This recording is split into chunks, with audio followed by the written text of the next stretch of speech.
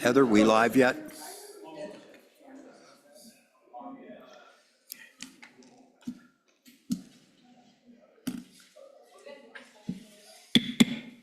Okay, well, come back in. Hope all of you had a great, wonderful lunch with lots of heavy carbs, and if you doze off, I'm just going to let you sleep. Okay, now we have 4 more bills to consider, and I want to speak to the first 2 first. 0046, Wyoming Energy Independence Excess Capacity, and 0142, Wyoming Energy Independence Rate Recovery. So we'll consider these bills briefly, but this was a very fluid discussion on these bills. Right now, the way everything works, and we start these quite a bit in advance,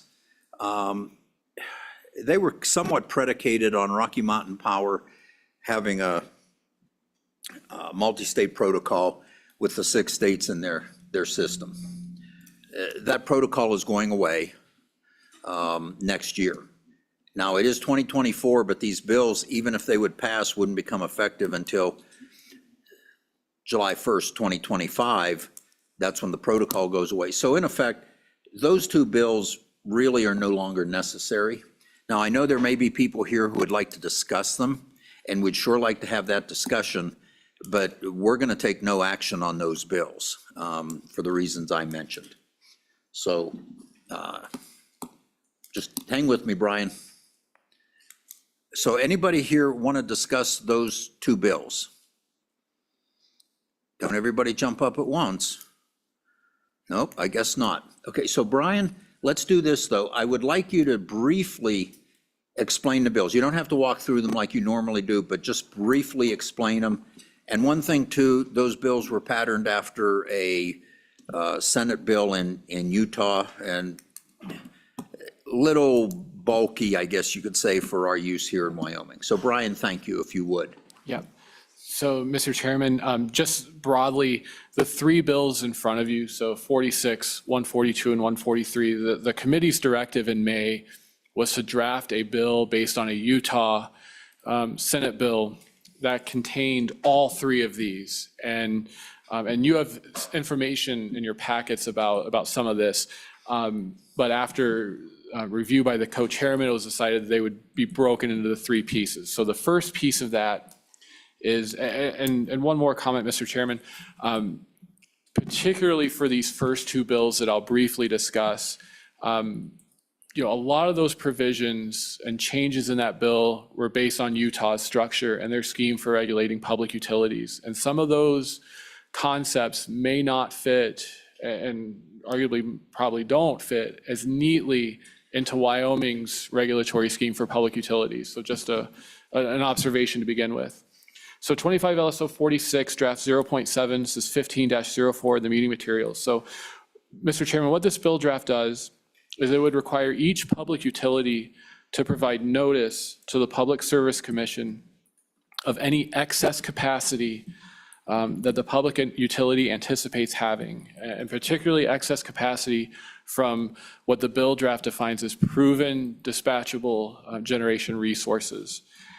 After that, notice would have to be given to various entities, including the Wyoming Energy Authority. The Public Service Commission would then have to approve the public utilities. The public utility would be required to propose how that excess capacity is allocated, and the Wyoming Energy Authority would have the authority to negotiate to purchase and purchase the excess capacity. That's the real high-level overview of that bill, and happy to go into more specifics or answer questions. Any questions? Anybody want? Sorry about that. Any questions? Anybody want more detailed information? Okay, Brian, go ahead and proceed then. Yep. So, Mr. Chairman, 25 LSO 142, draft 0.2, 15-05 in the meeting materials. Again, this is part of that Utah draft. This draft amends requirements and required considerations that are related to the reliability and dispatchability of electricity. It also provides requirements for public utilities to meet in order to recover certain costs associated with proven dispatchable generation resources. This bill draft, I'll walk through in a little more detail. So pages 2 and 3 are the definitions. Proven dispatchable generation resource is one that's demonstrated the capability to provide dispatchable energy. Then the section applies to the recovery of costs associated with acquiring, expanding, maintaining, retrofitting, or fueling a proven dispatchable generation resource. And it also allows for rate recovery of reasonable legal fees and costs associated with any efforts to continue or preserve the continued operation of a proven dispatchable generation resource. The bill draft spells out what the public utility, this is pages 4 and 5, of what the public utility must demonstrate to secure that rate recovery. Then page 5, that subsection D, provides further requirement for allowing a public utility to recover rates for the costs associated with any commission-approved significant energy resource decision, the costs necessary to maintain the reliable or proven dispatchable generation resources. Then, Mr. Chairman, moving on, there are amendments to current statute. These begin on page 9 of the bill draft. In terms of determining what are just and reasonable rates, there are new items the commission must consider as part of that. Whether the rates are in the public interest, the dispatchability of the energy resources for which rates are sought, the state's desired policy to have proven dispatchable generation resources, and whether the proposal is consistent with the Wyoming energy strategy. The changes on page 11 would require, particularly on lines 15 and 16, the service of every public utility to be dispatchable and reliable. It just sets that out right there. Mr. Chairman, that's the bill draft in a quick overview. Happy to answer questions on that one. Okay. So any questions for staff? Anybody want to discuss these bills further? And I'm serious. Yes, Representative Banks. Yes, Mr. Chairman, thank you. I guess I just want to know a little bit of the rationale, I guess, of why we're not going to pursue these bills. I guess to me, getting out of the multi-state pact doesn't satisfy enough the concerns that we had with a lot of these things. Because I still think that having something that has just and reasonable rates and holding them to a high standard is something that would still be in the benefit of the state of Wyoming regardless of the multi-state pact. Okay. All right. Anyone else want to weigh in on that? So Representative, you want to go through these individually, or what do you want to do? Well, Mr. Chairman, I guess that's up to the committee. If I'm the only one with concerns, then we don't have to do that. I guess I was just confused of why we weren't going to continue to pursue these. Brian, go ahead if you had a comment. Yeah, Mr. Chairman, the only comment I would offer is particularly the structure of 46 is almost predicated on the concept of the bill draft uses the term an allocation agreement.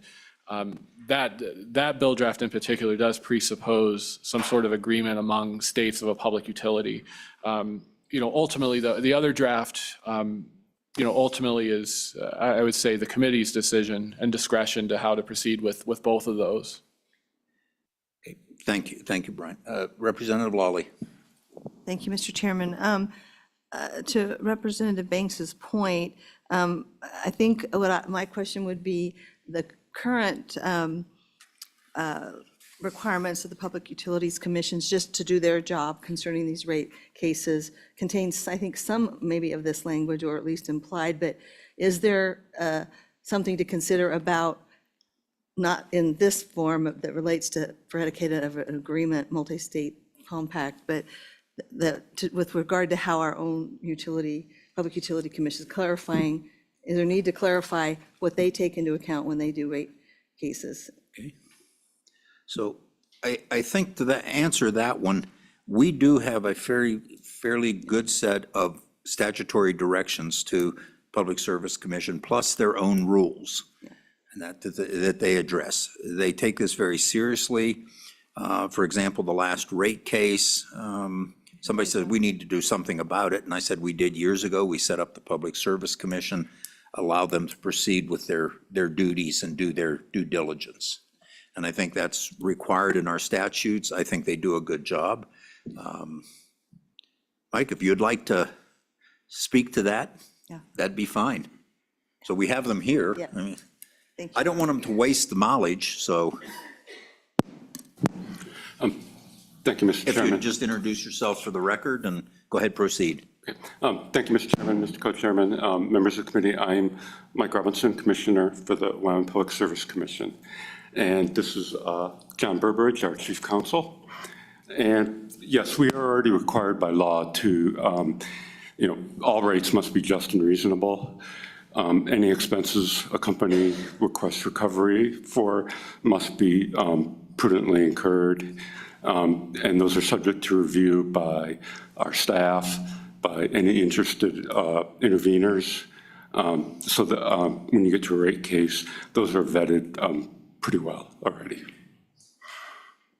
Representative Lawley? Do you see, is there anything in what you have that addresses reliability of the grid issues? I'm not sure how relevant they might be without the compact, but I just kind of need you to talk about that issue. Mr. Robinson? Mr. Chairman, Representative Lawley, yes, this legislature has already given us several tools in that. One is a statute that is a presumption against the presumption that a coal-fired or electric generation facility can't be closed unless it's shown to the commission that it won't be a detriment for liability. And as far as coal plants are concerned, the law does require them to offer them for sale before they can close them. Thank you. Okay. Anything else for the commission, for Public Service Commission? Okay. And I think one thing with those bills, we did pass them. These two bills coming out of Utah, if you read them, and I had to have them broken into three bills for a single subject rule. But if you look at them, you'll see that we already have a lot of stuff in place. They, in effect, to me personally, seem to dump a lot of stuff to Utah's Public Service Commission, which I don't think should have. We don't want to burden them. They have directions, they have rules. My point is let them do their job. So any other discussion from the committee on that? Representative Banks. Yeah, Mr. Chairman, thank you. So just to be clear, on 142 on page 9. 142, okay. Yep, page 9. So all of that down at the bottom in 37-122 that talks about fixing rates and the just and reasonable, that's already in our statutes. My understanding is it is in a different format. We don't say it in exactly these words. Brian? Yeah, Mr. Chairman, Representative Banks, yeah, there's 5 subsections in this statute already. And I'll run through them quickly. So A, the commission may take into consideration availability and reliability of service, depreciation of plant, technology, expense of operation, physical and other values of that. Subsection B deals with any service or service regulation of public utility found to be unjustly discriminatory or preferential. The commission can review that and order substitutes for service. Subsection C provides for how the commission can include the purchase power cost as part of fixing just and reasonable rates. D is definitions. E is the commission may consider reliability and cost externalities incurred by the state, including but not limited to economic and employment impacts related to the authority for constructing or retiring major facilities. Mr. Co-Chair, do you want to weigh in on any of this? And Representative Banks, I appreciate your concern. The reason I asked these still move out in front of this group, we had a rare opportunity to have all the players in the room at the same time. And if there was something to be said, this would be the time to say it, because we're not done with this yet. We're kind of posturing and bringing things together. I thought it was worth, though, airing them out, because if there's a time to say something now, then say it, rather than in the middle of the session when we fire something up and people are not caught off guard. We're saying, be aware, we're working on this. Thank you, Mr. Co-Chair. Okay, any other comments? Okay, anyone in the audience? So I'll open it for public testimony. Anyone want to speak to draft 0046 or 0142? Anybody online? Okay, all right. Oh, I'm sorry.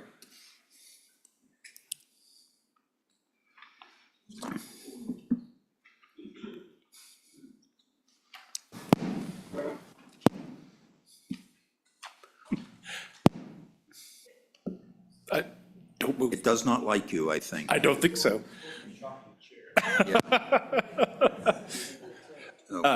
Just if you would identify yourself for the record and proceed.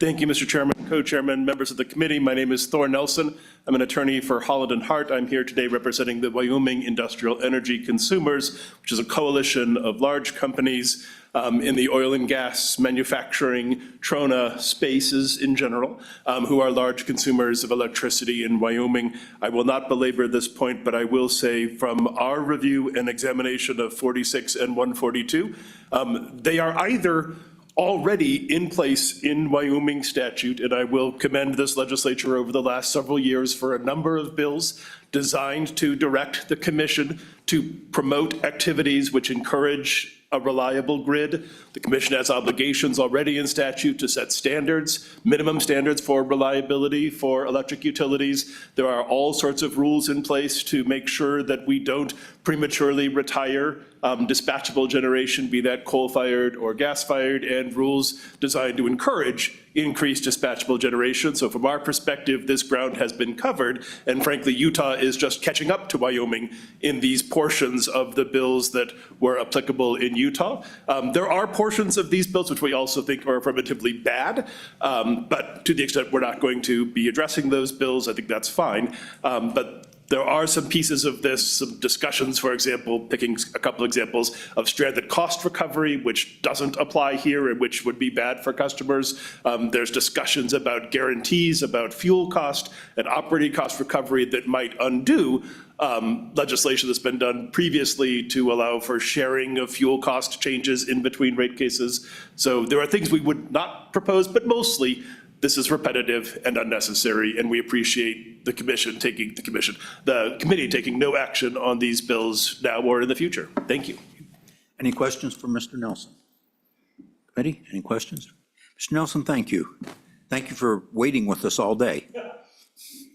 Okay, I think anyone else in the room before I go online? Anyone else in the room? No? Okay, online.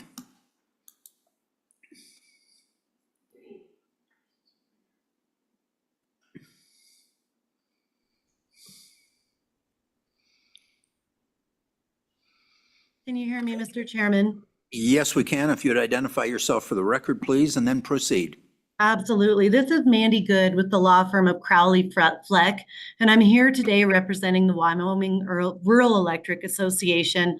There was a question about reliability, and I think I can help the committee real quickly with that. There is a statute regarding the Office of Consumer Advocates.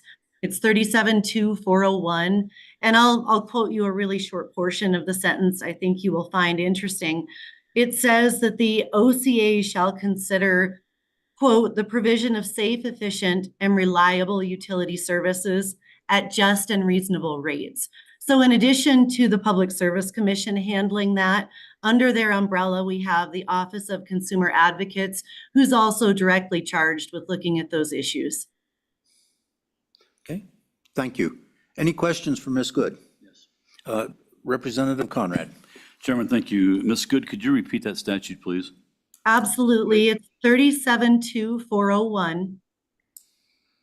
Thank you. It talks about safe, efficient, reliable utility services and just and reasonable rates. Okay, thank you. And for the committee, I'll just remind you that we get a copy of the Office of Consumer Advocates report every year, their annual report. So While we tend to get a lot of those, that's one I think you'll find worth reading and reviewing when you get it. So, Ms. Good, anything else? That's it. Thank you. Okay, and I see you want to speak on the other bill we'll discuss, so just hang with us in there and we'll call you back in then. I'll do that. Okay. So any other discussion on 46 or 142? Okay, everyone good? Okay, we'll move on then to draft 0143, Wyoming Energy Independence Fire Fund. So Brian, why don't you take us through this bill, but before you do, just some housekeeping. We'll go through this bill. I believe there are issues with the bill. I have for the committee, you probably found it on your chair when you come in, and it is posted on the table out front, is a suggested alternative bill. Additionally, we have a group that wishes to present their concept for an alternative bill. So this will take a little bit of discussion, but I think a good place to start, Brian, is to look at the bill as drafted, and then we can go from there. But I'll do all of this before we get into real solid discussion on the bill. We'll look at all of them. Yep. And Mr. Chairman, for those watching online, the document you referred to is available. It's 15-03 for that particular document. So, Mr. Chairman, members of the committee, 25 LSO 143, 0.2, this is 15-06, the online meeting materials. This is a third of 3 of the bill drafts that are based on the Utah Energy Independence Law. This bill draft would authorize public utilities to create fire funds that can be used for damages and claims that are associated with public utility caused wildfire damages. The bill draft provides procedures for fire claims that are brought against a public utility, as well as limitations for those claims as well, and damages that are available for those claims. The fire funds generally would be funded through a ratepayer contribution, which I'll describe in further detail. So starting on page 2, are definitions for this new article of statute. An eligible payment would be one that a public utility owes to a person that exceeds any applicable insurance coverage, including amounts that are owed as a result of a settlement agreement resolving a fire claim. Financial institution is defined in statute, and the staff comment on pages 2 and 3 provide that definition of financial institution. Generally, any bank, savings and loan, trust company, or credit union chartered either under Wyoming law or federal law. Page 3, line 15, the definition of fire claim is any claim, whether based on negligence, nuisance, trespass, or any other claim for relief that is brought against a public utility by any person who is not and does not represent a governmental entity against a public utility in a civil action to recover damages from a fire event. That's defined just underneath as any unplanned or uncontrolled fire in the state alleged to have been caused by a public utility. And then page 3, line 26 defines Wyoming Fire Fund, a fund that may be created by a public utility to serve as a resource to supplement other forms of insurance to make eligible payments for fire claims. So page 4, line 4 authorizes a public utility to create a fire fund after applying to the Public Service Commission for approval of that fire fund. The creation of a fire fund, this is page 4, line 8, is not to be construed as creating an exclusive fund for payment of eligible payments for fire claims, or to prohibit a public utility from proposing or the commission approving other mechanisms for coverage for fire events. Page 4, line 15, a fire fund consists of monies that are collected from a reasonable and prudent surcharge that a public utility may, upon commission approval, charge to the customers. The surcharges would be collected for 10 years from the date of approval. Page 5, line 2, investment earnings would go into the fire fund, and then any other amounts that are deposited into the fund that are required by law or rule, and then other funds of the public utility, just deposits into the fire fund. Page 5, line 11, requires the commission to approve a public utilities request to create a fire fund if the public utility shows that the fire fund is in the public interest, it supports the financial health of the public utility, and will maintain or improve the public utility's ability to deliver safe and reliable services. As well as then on the top of page 6, the public utility has established a wildland fire protection plan that has been approved by the public utility's governing body, and that the public utility is in compliance with at the time the public utility requests to create a fire fund. The staff comment on page 6, and this comment, this note of consideration would apply elsewhere in the bill draft. The question really is whether another entity should be required to approve the public utilities wildland fire protection plan. And going along those lines is whether the Public Service Commission or another entity, the state forester, for example, would be better suited to review that fire protection plan and approve it.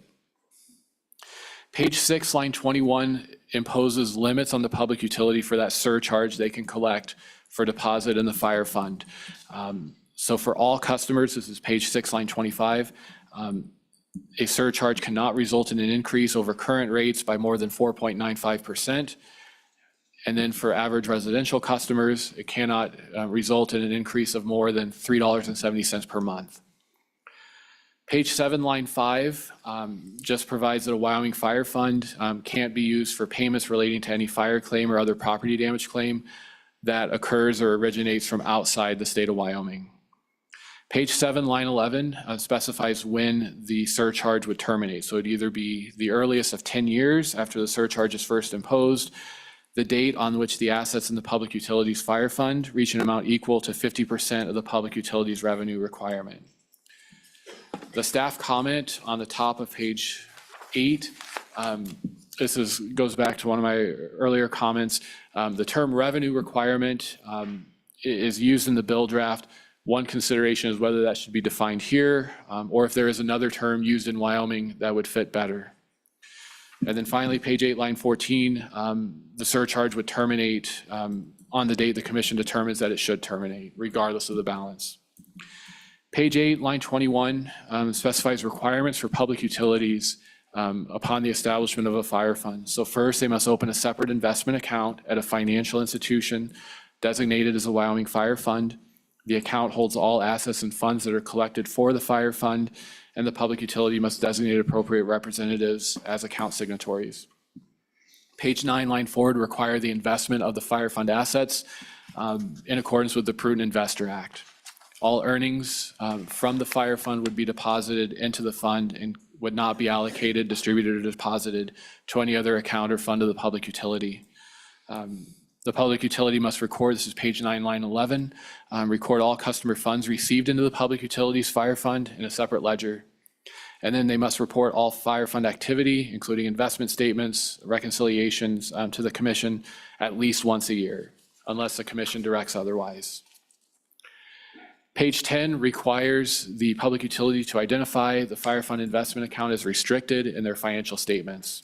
And then they must maintain records of the assets, liabilities, equity, income, and expenditures of the fire fund. Page 10, line 11 provides that for all fire claims arising out of fire events that occurred in a calendar year, the public utility cannot withdraw or disperse funds from the fire fund until they have paid at least $10 million from another source of its funds toward eligible payments.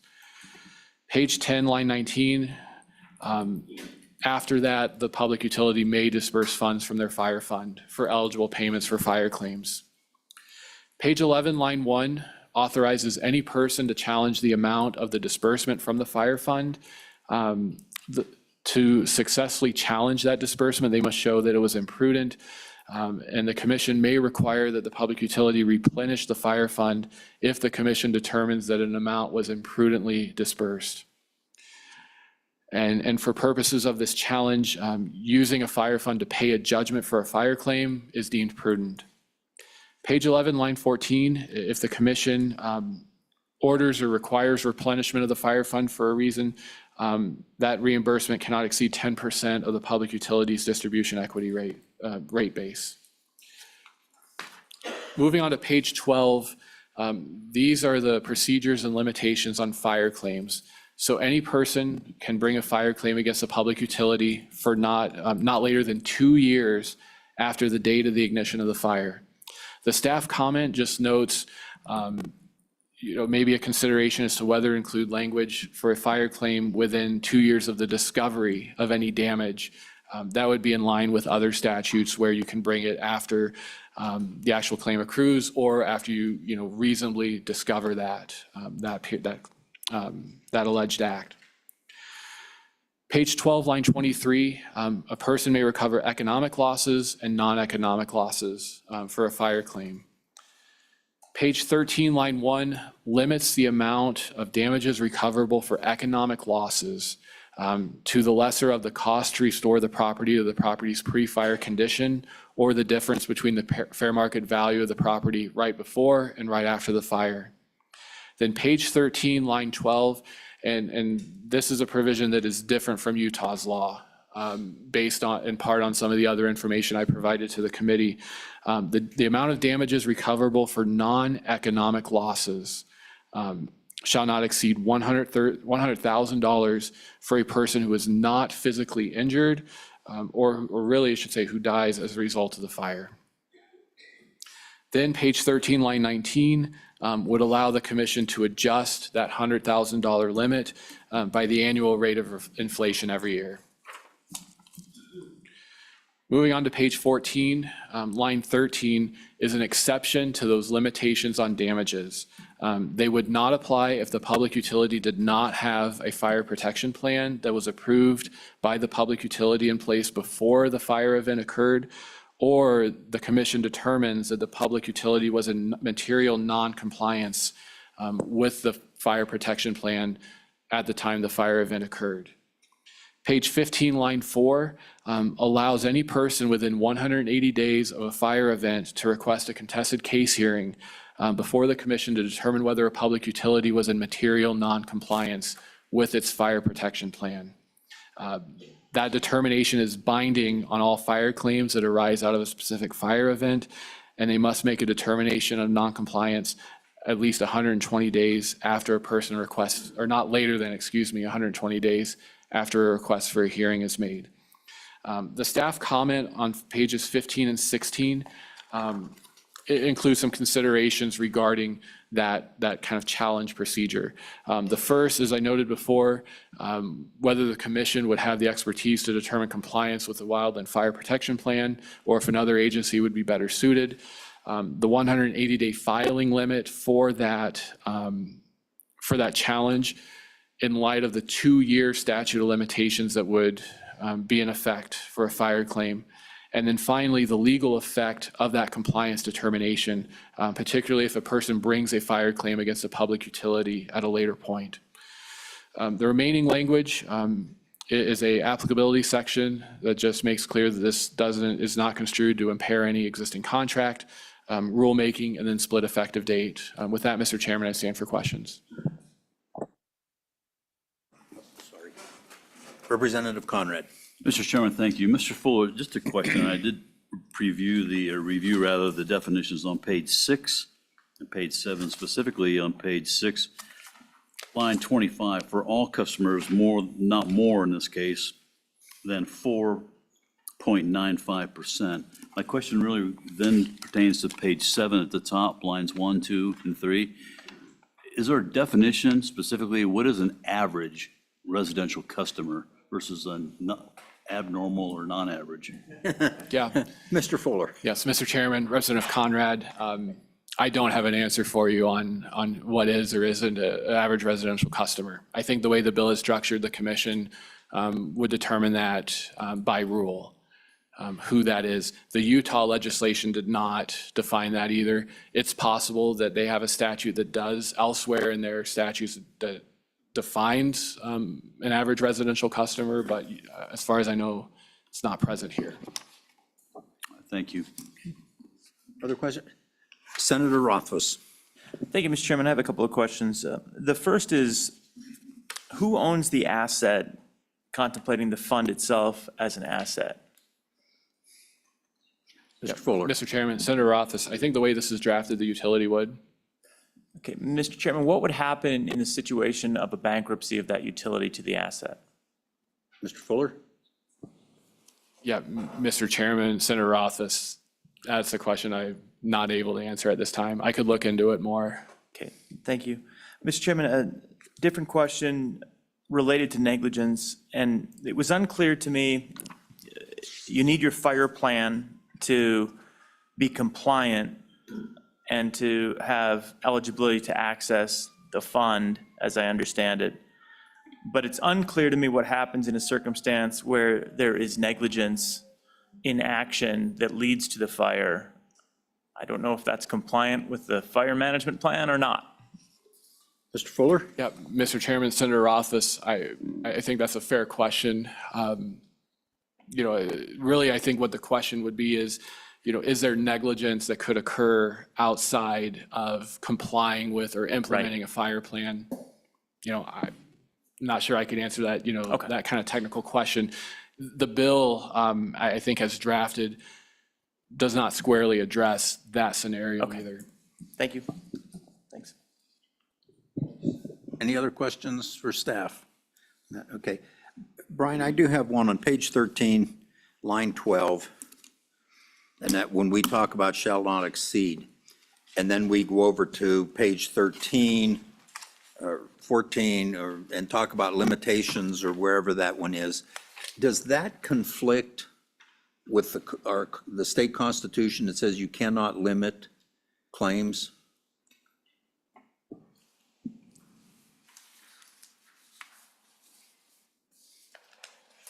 Yep. So, Mr. Chairman, with that one, I'll double check in a moment. That constitutional provision, Article 10, Section 4, I don't remember the exact provision, I believe precludes the legislature from limiting damages for personal injury or death. This language would be non-economic losses. So those that, and it would only apply to a person who was not physically injured, and it outright excludes wrongful death actions. All right, thank you. So other questions? Okay, so that's the one, and gave it a lot of thought. A lot of consternation, especially on the rate increase to pay for this, which caused me some difficulties to resolve that issue. Just hang on, Brian. And that. So I gave this whole thing a lot of thought, talked to a number of people and came up with a little bit of a different approach.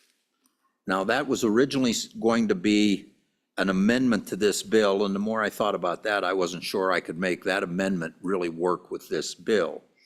So I asked staff to draft that amendment as an alternative bill. So that's just some of the background and some of the history and the thinking that went into this. So I'd ask Brian if you would go through that amendment, and it's a 2-page document. There's copies out there.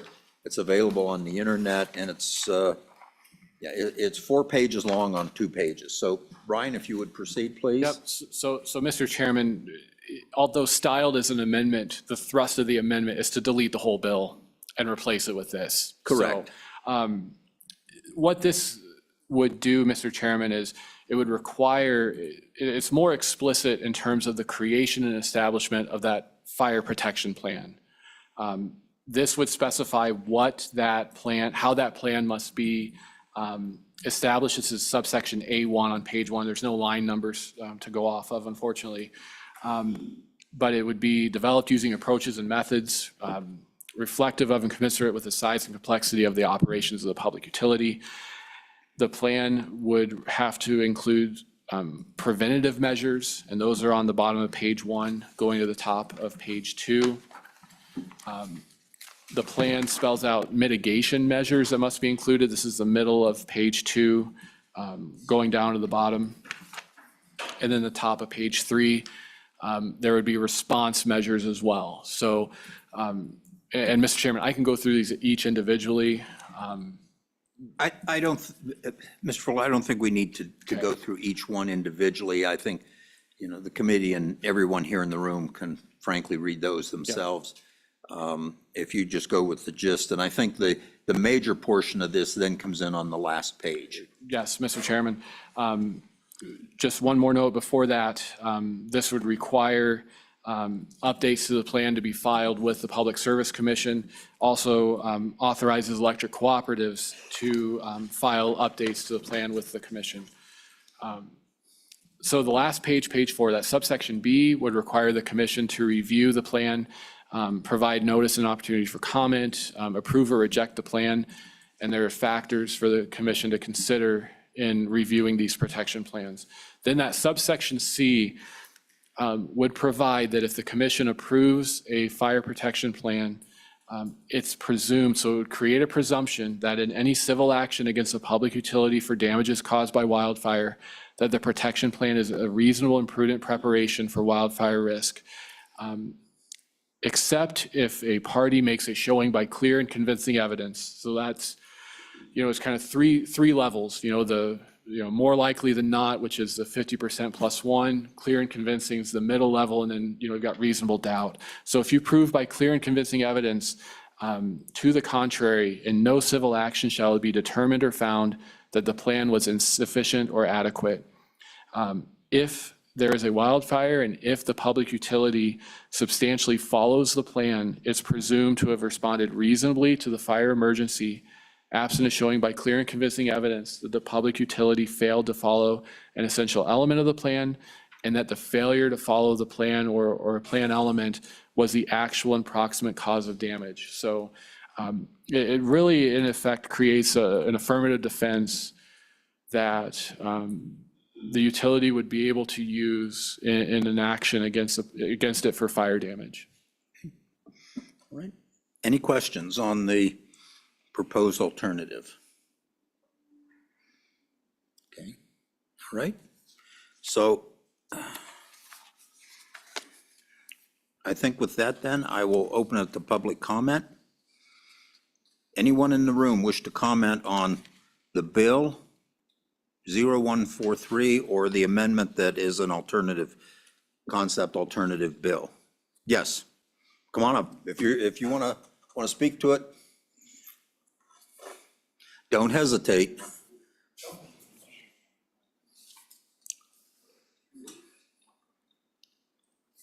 Again, identify yourself, and your microphone needs to be on so the people out in the virtual land can hear you. Thank you, Mr. Chairman, Mr. Co-Chairman, members of the committee. Again, my name is Thor Nelson. I'm an attorney with Holland & Hart, representing the Wyoming Industrial Energy Consumers, a coalition of large electric consumers that operate throughout the state of Wyoming. My members are oil and gas companies, mining companies, trona companies, manufacturers, and others who share one common theme, which is they spend a lot of money on electricity in order to provide the goods and services that they manufacture. We have a number of issues that I just want to talk about relative to 143. I will sort of divide my comments into two different sections. First, I'll talk about 143 as it was originally drafted, and share with you our concerns about that legislation and why my membership would urge you not to adopt 143 as it was originally proposed. I will then speak to the amendment that was proposed by Chairman Burkhart, which my members would support, but there are a couple of suggested changes and edits that I would have to that amendment that I would offer for the committee's consideration. So first of all, as to the bill as originally formatted, WIAC opposes legislation along these lines for one sort of really primary purpose, and that is this. The basic construct of the legislation as originally proposed would have it be the case that if a utility were found to be negligent or grossly negligent or having committed an intentional tort, and by that negligence or intentional actions caused a wildfire to occur, the costs of that could be and would be borne by Wyoming customers. From WIAC's perspective, this violates a fundamental principle in electric utility rate making that has operated for at least as long as I've been doing this business, which is that if a utility is negligent or engages in tortious actions, They and their shareholders are responsible for the implications of that, not customers. That it is unreasonable to ask customers to essentially reimburse the company, the utility, for its negligence. And so the overall premise of the bill, we think, suffers from that fatal defect. In addition to that, we would note that the creation of the fund that was originally contemplated has a number of problems with it. We've talked about in a little bit of a discussion here so far about some of the constitutional issues, the question of how this fund would be managed. And we're talking about funds that are several hundreds of millions of dollars, retained in perpetuity, used by the utility at the utility's discretion, and only subject to after-the-fact review by the commission. And in that context, that after-the-fact review, even if the utility is found to have mismanaged the fund, there are limitations in the original bill about how much the utility would be obligated to pay the fund back. So essentially, customers could be on the hook for dollars that the utility both was negligent in incurring and negligent or imprudent in how they managed. And that's simply not fair. So for all those reasons, we think the bill shouldn't be adopted as is. I will also point out one other thing which is sort of buried in here, but which is important because as we discussed earlier in the meeting here today, the multi-state protocol, the MSP, is going away to be replaced by something yet to be determined. But one of the issues that is currently percolating amongst the different states that at least PacifiCorp Rocky Mountain Power serves is the question of whose responsibility is it? If there is responsibility at all, whose responsibility is it for a fire in one state that damages facilities in that state? Is that fire and the associated damages the responsibility of the customers in that state alone? Or, because we're talking about a multi-state electric system, is it all of the customers in the system who are responsible for the costs of that fire in the state? This is a very important but completely unresolved question. Right now, we have litigation going on in a number of different states. We expect a rate filing here in Wyoming where this issue may again tee itself up because of liability that PacifiCorp has had incurred based on their operations in Oregon. And then a follow-up question, whether or not customers in Wyoming who partially use the facilities that exist in Oregon are responsible for that. So the reason I raise that is one of the issues that's sort of buried in 143 is the notion that this fund would only pay for wildfires in Wyoming. And I will tell you, when Utah passed legislation like this, it quickly became the position of every other state in the PacifiCorp system that if Utah were taking responsibilities for fires in Utah, that meant nobody else had any responsibility to reimburse Utah for fires in that state, even though we operate a 6-state system. I will tell you in meetings with the Utah parties that said, no, we didn't mean that. Just kidding. But you do see that there's this challenge that gets created because there right now is no agreement on how these costs might get split between the jurisdictions. It's really dangerous to craft legislation that tries to that seemingly would say we are going to pay for Wyoming, which may sound good, but recognize that if you do that, you may yet be responsible for wildfires outside your state, and others may decide that they're not going to pay for anything in Wyoming because Wyoming has already assumed that obligation. So for all those reasons, WIAC strongly encourages the committee not to move forward with 143 as it was drafted. Now, turning to the amendment, which we believe is very productive from Chairman Burkhart. From our perspective, the things that the bill does and the things which make sense, and frankly, what has become what I'll call sort of industry standard, if you would, in the West, is the notion that we need, as a community, to be proactive about how we deal with the risk of wildfires. It is, I think, fair to say, and not an overstatement, that wildfires and the impacts of wildfires have become almost an existential threat to the way electric utilities operate in the Western United States. We have seen massive liability decisions from the utilities in California, the large liability decision in Oregon, which affects PacifiCorp. We have Hawaii Utilities, which has a $4 billion judgment against them relative to the wildfires in Maui. I mean, this is a big deal, and we clearly need to take steps to address it. Now, I will tell you that notwithstanding this legislation, there is active work being taken by the utilities and by the stakeholders to try to figure out how to manage these issues and how to address these issues. As I said, we have committees that are working on questions about how we provide for commercial insurance, whether there ought to be a consideration about self-insurance for the utilities. We have people talking about how these costs ought to be shared. But one of the things which we don't have yet in Wyoming, but which is being rolled out in many other states, is the notion that the utilities, through the commission, should be engaged in the prospect of proactively trying to manage this risk, so that we minimize the chances that we have these devastating wildfires, which can cause all of these associated issues. And so from WIAC's perspective, we think that the idea of engaging in proactive planning, understanding that that's going to cost money, that there are costs associated with that. There are costs associated with improved vegetation management. There are costs associated with reconductoring lines to be conductors that are safer and more resilient in the face of windstorms, for example. But these costs, we think, are costs that are reasonable, and as long as the commission does its job, which they do very well here, of reviewing those costs to make sure that they're reasonable, we think that is a productive and a good proactive step. In addition to that, one of the things that we've seen, looking at the litigation issues elsewhere in the West, is there does become a big question of, what does it mean as a utility to operate a reasonably safe system, and when might the utilities be negligent or not based on that?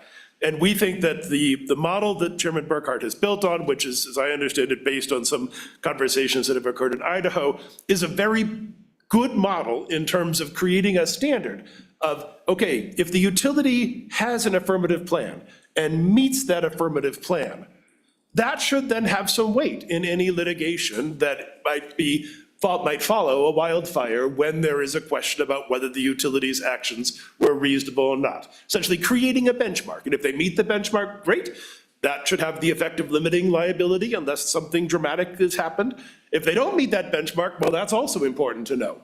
So we think that the structure of the plan and limiting liability if they comply with the plan sets the right balance for Wyoming utilities and for Wyoming customers, and takes good positive steps to making sure that, at least from Wyoming's part, we are doing our part to mitigate these risks going forward. Now, having said that, if you'll permit me, I do have a couple of specific suggestions as to the amendment that was offered, and I apologize, we're moving quickly here, so I did not have a chance to write these up for you all, but I will go through just a couple of suggestions that I have on the amendment that was offered. First, I apologize, I'm staring at, there's no page numbers on the amendment. So on the first page of the amendment, we would suggest the following. In 37.3401A, we would suggest where it says, each public utility shall establish a wildfire protection plan. We would suggest adding the language, and I'll read it and then I'll show you where it came from, and update that plan as reasonably necessary, but not less than once every 2 years.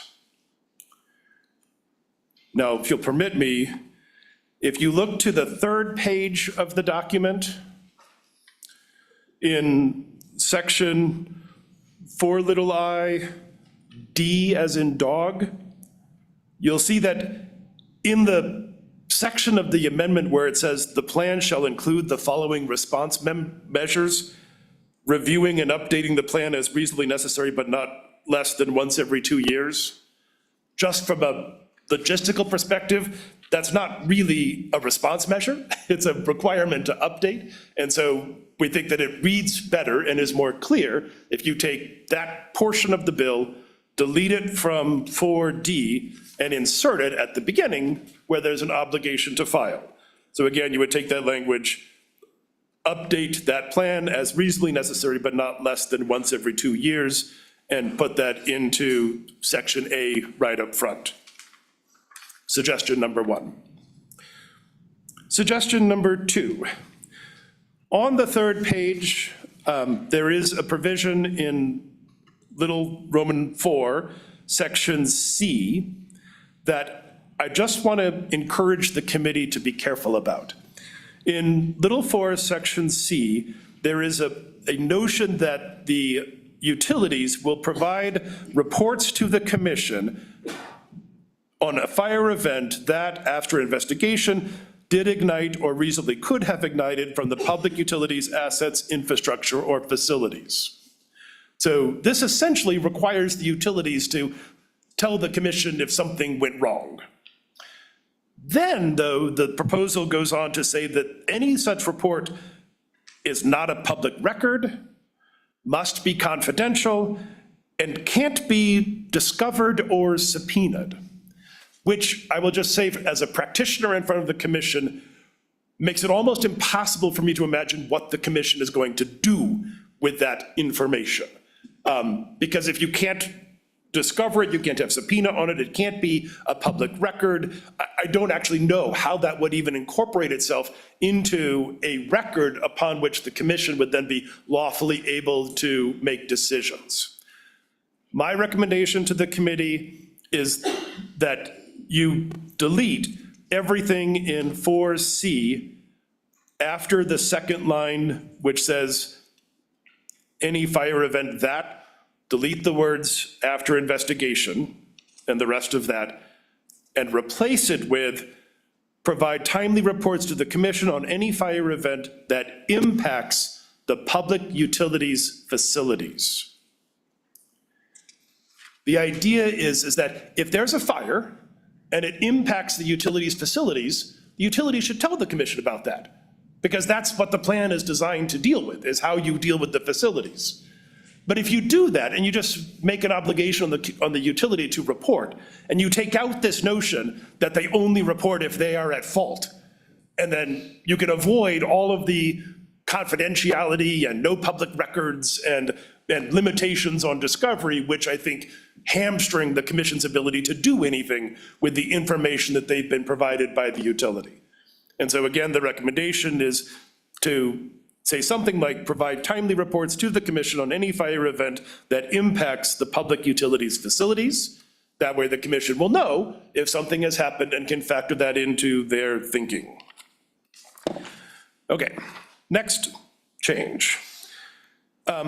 In little Romanet 5, down at the bottom of the third page, it says, except as otherwise provided in this paragraph, any update to the plan.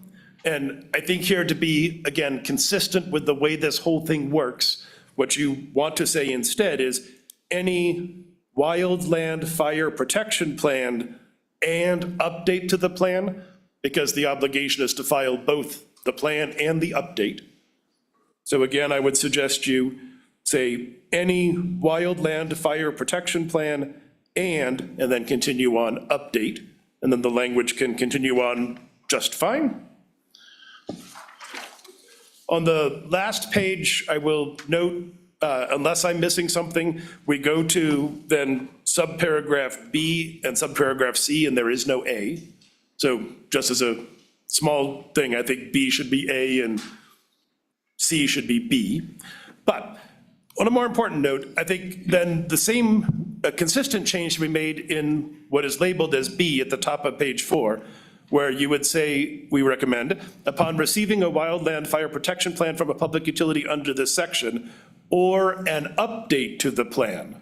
So again, the obligation for this review and this process applies to both the plan itself and each of those subsequent updates that occur every 2 years thereafter.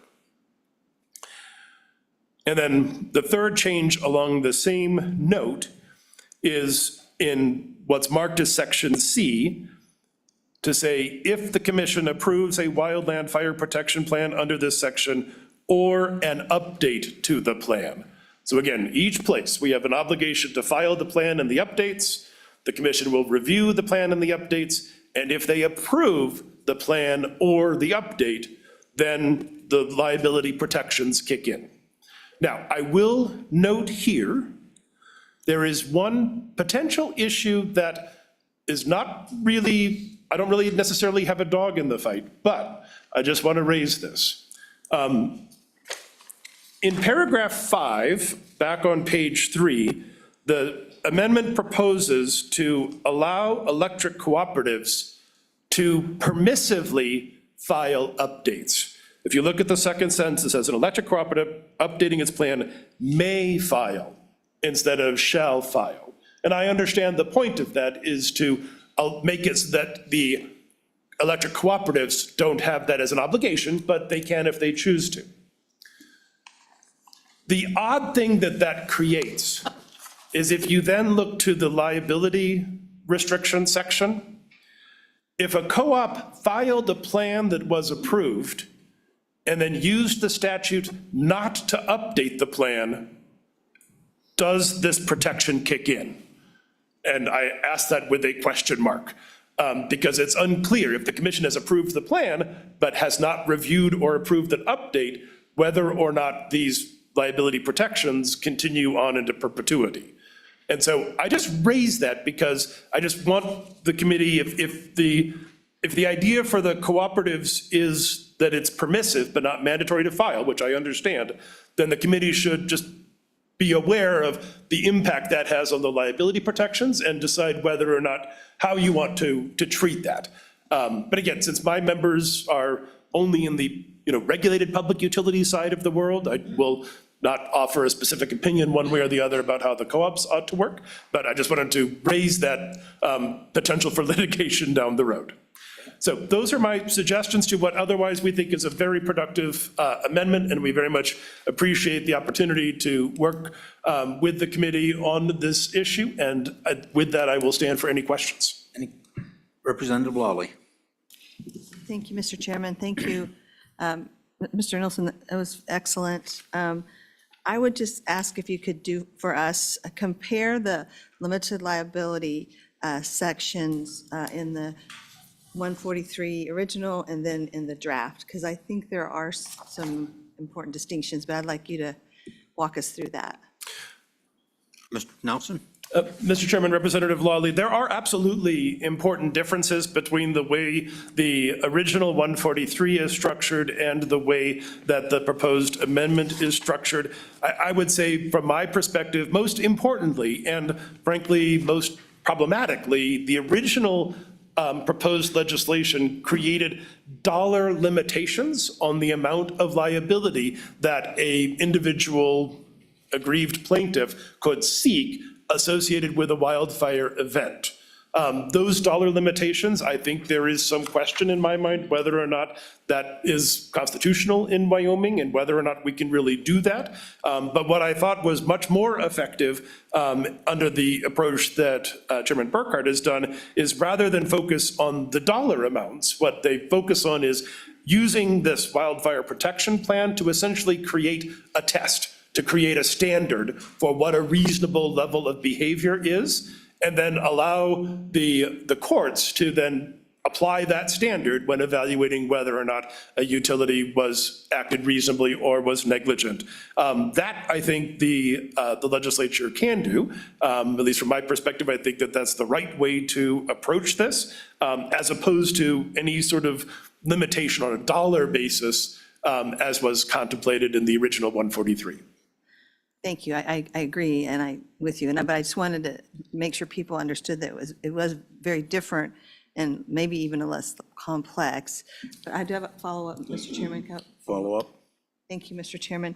I want to go back to your point, a very good one also, about the electric cooperative. What's our policy here? Would it work to just change some language here to allow them to voluntarily participate, but if they choose to participate, a requirement that they do submit those amendments for approval, or those changes for approval, updates for approval? Would that solve the problem that you mentioned? Mr. Nelson? Chairman Burkhardt, Representative Lawley, it would absolutely. I mean, I think the idea would be, so the bill as it's written requires the co-ops to file the initial plan. There's only an exception carved in for the update, which I don't know if that's deliberate or not, but it is the case that the way the language works in 5 is only applicable to the update. The original language at the very beginning of the statute, which I suggested be amended with that 2 years, that applies to all public utility, no exception for co-ops. And so I just will flag that. But I think from a practical perspective, it would make imminent sense to allow the co-ops the discretion whether or not they would like to file the plan and whether or not they would like to file updates. And if they choose to file those and have those reviewed, to then have the liability limitation apply. If the co-op's elected not to file the plan or not to file the updates, then not having the limitation on liability would make sense. So from my perspective, just looking at this, frankly, sort of as a lawyer on how to manage this, that would be the way I would suggest you would do that, which would require an edit to make the filing and the update optional, and then make sure that in the very end with the limitation of liability, that only applies if filed and approved. So you would have to add to what's labeled as C, if a utility files and the commission approves a plan or an update. And then in the language in 4, you would say an electric cooperative filing a plan, or sorry, an electric cooperative may file or update a plan. But again, if you're trying to do it elegantly, I would put that up at the beginning so that it's clear that there's an obligation to file with an exemption for the cooperatives if they choose not to. Mr. Chairman? Yes, Senator Ellis. Thank you, Mr. Chairman. I'm guessing that looking at its current draft, we're not going to advance something that's in its form right now. So I think some of these really ticky-tack issues, we can get to at a future point in time. Yes. It's hard to track when we don't have line numbers, and these are all things we can sort through. I appreciate them being raised, but. Senator, that was going to be my suggestion. So Senator Rothfuss. And just briefly, paragraph A is on page 1, just so that we clarify that. Paragraph A is page 1, Yes. and then B and C are on the back page, so the paragraph lettering is correct. Just wanted to draw attention to that. Oh, I see what you're saying. Yeah. I got it. It was a long time ago in the document, so. Mr. Chairman, I do have a question, if I may, but I Yes. think Representative Lawley actually had follow-up, and I wanted to yield to her if she did. Do you have a follow-up, So Representative? just to make the point of, I wanted to kind of bring A this. follow-up question? Yes. Okay. Well, not a question, about the co-ops, giving Then- them a chance to respond to this, because I think them to understand, then when they want to talk to it, they have kind of a better understanding what maybe this does, so. Well, Representative Lawley, my next, after Mr. Nelson is done, I was calling the co-ops up. Yeah. So, okay. Senator Rothfuss. Thank you, Mr. Chairman. And this may actually be for the PSC, this question, but the presumption in the C paragraph is that the evaluation of the PSC as to whether or not it's a good wildlife fire protection plan is accurate, and that we have the expertise within the PSC to evaluate fire protection plans. And I guess I just wanted some discussion, and maybe Mr. Nelson can start on this, but certainly the PSC, when we have an opportunity to hear from the PSC. How do we have the expertise to evaluate wildlife fire protection plans? And if we don't have it now, what would it look like for us to achieve expertise on wildland fire protection plans? I think for Senator Rothfuss's question, I'll ask Mr. Robinson to come up. We briefly talked about that, but Mr. Robinson, you want to come up to the table, answer the question? You can bring Mr. Burbridge with you if he wants. I noticed he wasn't real anxious to get up, so.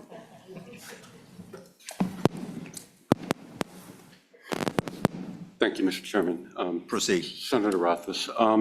Yeah, so in general, and I'll ask Mr. Burbridge to elaborate if I miss anything.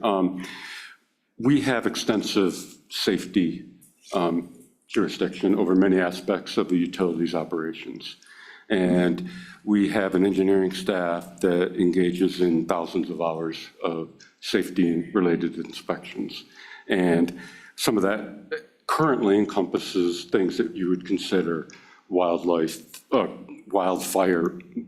mitigation, including vegetation and things like that. So yes, it's already something we already do. Follow up? Thank you, and I appreciate that. If the PSC is comfortable with it, that's good.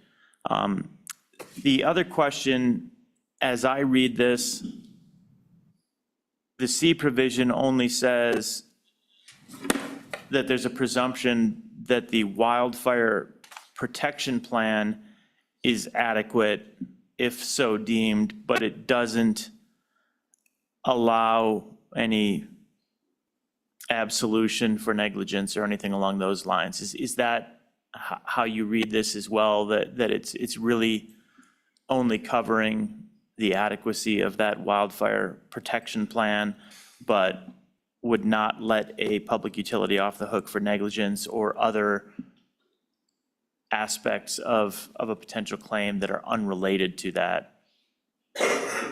Mr. Robinson? Mr. Chairman, Senator Rothfuss, I've only had a chance to read this briefly once, but I would say, yes, that is my initial reading of that provision. Okay, thank you.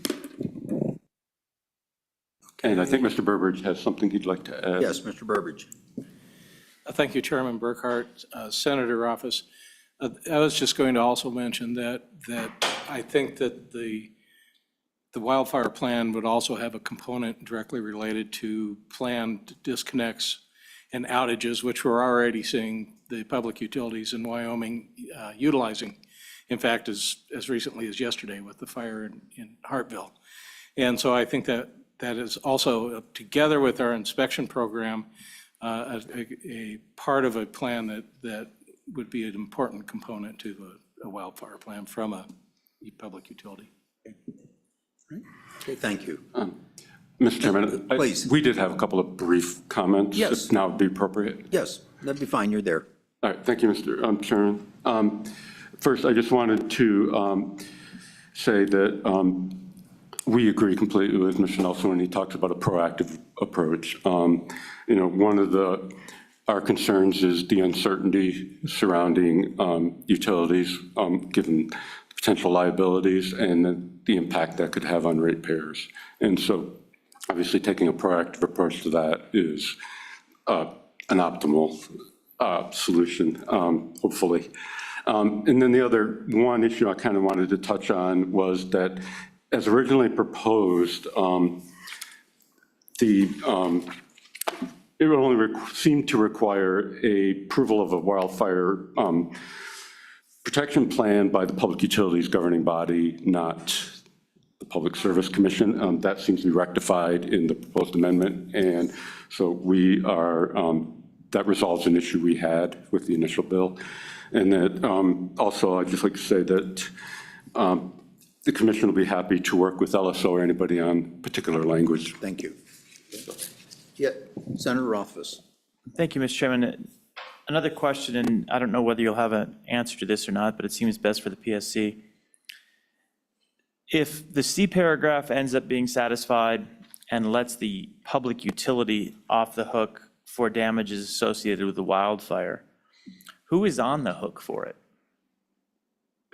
Is it just the ratepayers at that point as taxpayers? So it's effectively an indemnification of the regulated utility, but not of the people that would effectively then just have to pay for it in another way? Mr. Robinson? Mr. Chairman, Senator Office, off the top of my head, I can't say with any certainty. It may be left to private insurance picking up some of it, which of course, has its own costs. So I think that particular issue is unclear, and it may be something worth addressing. Yeah, and Mr. Chairman, the liability limits that are in the first draft, at least the concept of some liability limits might need to be thought through for this draft for that purpose, because letting the public utility off the hook, but not letting the public off the hook, I don't think serves the intent or any of our interests, right? We're trying to protect the ratepayers here. That's our first and foremost objective. All right, thank you. So, thank you, unless you have something else. Okay, so, Mr. Taylor, do you have some comments or thoughts, or after all of that? I know you do, that's why you're next, so that the others making public testimony have the ability to hear what you say first. Oh, thank you, Mr. Chairman. Members of the committee, good to see you all again. Sean Taylor, Executive Director of the Wyoming Rural Electric Association. And get ready for it because it doesn't happen very often, but I tend to agree with Mr. Nelson on his thoughts to the amendment. So I don't know if that means it's a good thing or a bad thing, but, and I would also agree with Senator Ellis's, we're at a jumping off point and we're going to get all the stakeholders together because we have another draft bill that the co-ops and the IOUs spent a lot of time putting together based off of the Utah legislation. It hasn't been widely circulated. I think you all have a copy of it. It's somewhat similar to this, and actually, I don't know if Mandy Good, our attorney, can jump on right now, because if you want us to go through that bills right now as well, I will kind of dispense with the fund a bill, because I also agree that we don't think that our members, our ratepayers should be paying into this and then have it used to cover something. So, Mr. Taylor, let's plan on doing this. We will move forward somehow without passing any bills. This is conceptual, which direction we want to go. And if it's okay with you, I'd ask you to participate in those discussions, which will probably involve a number of members of this committee, now yourself, others, LSO, to come up with a nice draft with whatever road we take. Okay. Is that acceptable to you? You bet, that sounds fine. If you would like Ms. Good and I to go through this proposal that's going on right now, it's a little lengthier than your amendment, but it's the same concept. If you can go through it quickly, I'm watching the time, and I know that the next bill up has a lot of interest. Okay. But this is important also. Sure, Mr. Chairman. So I'll give you the quick and dirty, and if she's up now, so if there's additional things that she needs to fill in or questions that she could answer, that's what we'll do. Okay. that would So be in acceptable. essence, our version is very similar to this in that every utility, This being which of these? this, I don't know what we call it. Is it The alternative? yes, Okay, it's the one that I believe that was just passed out. okay. Yes. Yeah, that's the one. It's very similar to this one where the utilities would be required to file in order to, what's the word I'm looking for? Benefit from liability relief. They would be required to file a wildfire liability plan, just like in this other bill. And all that's entailed in those plans are laid out in the bill as well. Some differences and some that we could probably dispense with. We did have in there, because it was based off of the Utah bill, that the investor-owned utilities would file their plans with the commission. The co-ops would file their plans with their boards. And I think, and I would have to get some confirmation, but I'm fairly certain that we would be okay with having our plans being approved by the commission as well. I think the reason we went down that road was, we don't go to the commission for our rates because our board set that, but this is a kind of a different ballgame. So I think we would be okay with our plans being approved by the commission as well. And that's something that we'll work out in the interim between this meeting and next. And I think that kind of covers the quick and dirty. It's the same thing, file a plan if you follow the plan, and we can talk about updates and all that same concept. The one thing I'll say is we're all, and I don't want to speak on behalf of the IOUs, but we say this quite often in the co-op world, we're all one wildfire away from going bankrupt. And if we go bankrupt, what happens to those members that we serve? I don't know. And insurance is getting harder and harder and more expensive to get. So any relief that you all can provide to us through a combination of the two bills or one or the other, I think everybody would agree that that is reasonable as long as we follow the plans that are approved. I think everybody can agree that that's a reasonable outcome. And with that, I would maybe defer to Mandy or Ms. Good to see if she had anything to add. Is that okay? Ms. Good, anything to add? I do have one quick comment, and I promise I'll keep it brief for all of you. There was a question about who is on the hook, and I'd like to address that if I may, Mr. Chairman. Please. My first thought on that is Mr. Nelson made a very good comment, and Senator Rothfuss actually seconded it, about ensuring that the ratepayers are taken care of. Well, we need to remember with these co-ops, with the electric co-ops, they're run by the ratepayers. They are the ratepayers. So that's one differentiation for the co-ops here. What I'd like to point out, though, is when your utility's off the hook, their ratepayers are off the hook, because they're going to recover those costs of the wildfire mitigation or of any liability from their ratepayers. That's their only option. If they're a nonprofit cooperative, especially, they have to recover that from ratepayers. So this is protection of the ratepayers and the members who are owners of those cooperatives. I think it's really important to keep that in mind. It's not a passing the buck issue, because lawsuits can be brought whether the cooperatives are at fault or not.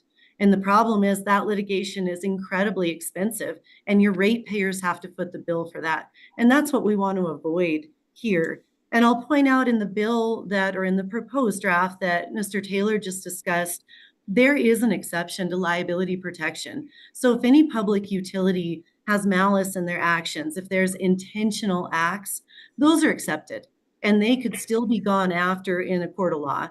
So there's no trying to get them off the hook if they did something truly wrong. It's a matter of protecting their ratepayers from lawsuits that maybe you're just trying to go after what people perceive as deep pockets. Right, thank you. So any questions for Ms. Good or Mr. Taylor?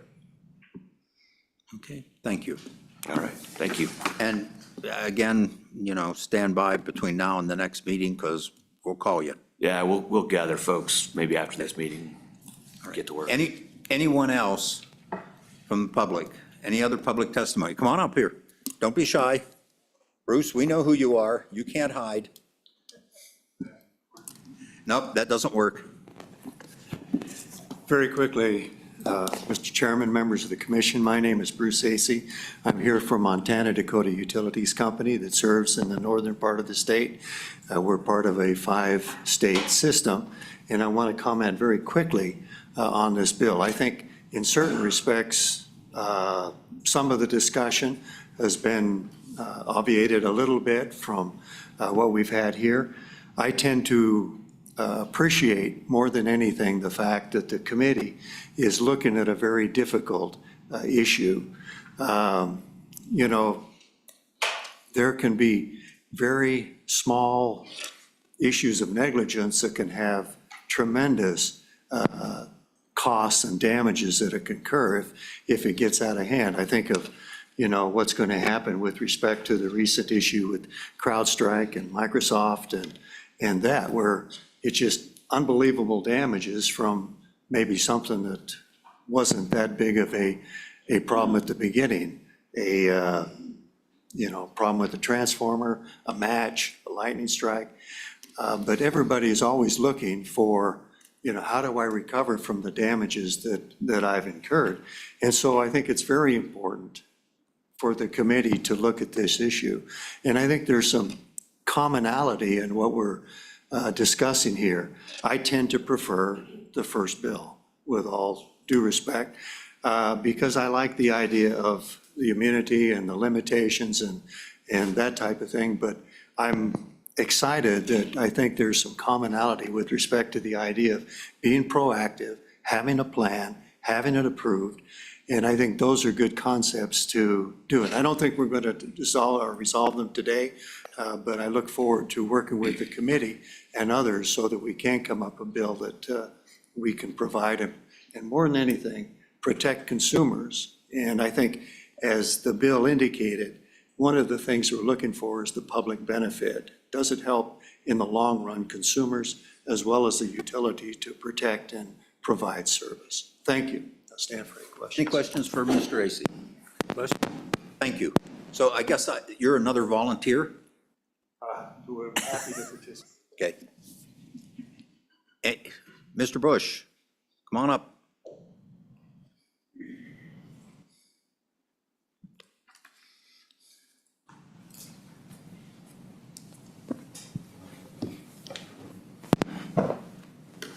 You know the drill. I do, Mr. Chairman, thank you. David Bush, Government Affairs Manager for Black Hills Energy. With me today is Brian Weber. He's Vice President of Utility Services and Transmission Strategy, and he's going to give the bulk of our comments on this issue. So please proceed. Thank you and good afternoon. I'm going to try to give you a Cliff Note version of my prepared statements here in the interest of time. Just to help with the committee, long title, one of my responsibilities is wildfire mitigation plan oversight. And so if you have any questions specifically on that, I'm happy to address. We do have a publicly posted wildfire mitigation plan, so I won't go through all the things we do, but I will tell you we are actively engaged in continuing to mitigate and respond to our plan, or to the growing risk through operational responses through our plan. I think you all know us, we serve both electric and gas in the state of Wyoming. We have a long history of providing reliable electric service. Our Wyoming customers enjoy top quartile reliability and have for some time, so we're proud of that. What I would note is while we continue to invest and respond to wildfire risk, the risk itself is growing. We have forest health, more public building in forest areas. We also have a growing attention out there right now to wildfire liability. You've heard some of the mention of proceedings that have happened in other states. That grows the attention, and candidly, when that happens, our utilities are instantly impacted. I'll talk a little bit more about that, but there's, from an investment standpoint and a view of our utility, we go through a pretty instantaneous impact until we can work our way through that.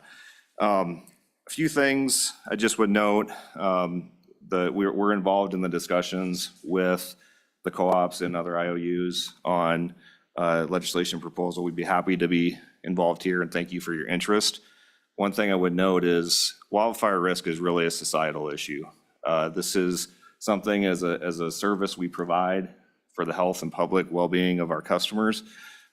This is really causing our ability to do that potentially in a financially viable way to be challenged. And so your support is very appreciated. Thank you. One thing to also know, because of the continued interest driven by other wildfire events, what is happening is those utilities which have already gone through those events are responding and increasing their operational response. And depending on the expectations set in each one of those states, the costs and expectations for all utilities is growing. So not only are the liabilities growing, but the expectations of our investors, insurance carriers, and the like are also growing as well. They're continually expecting us to do more, and we are doing more. A few things that are important to us as we think about helpful aspects of a bill. We are supportive of a known wildfire mitigation plan. We are supportive of that being reviewed and over the oversight of the commission in that response.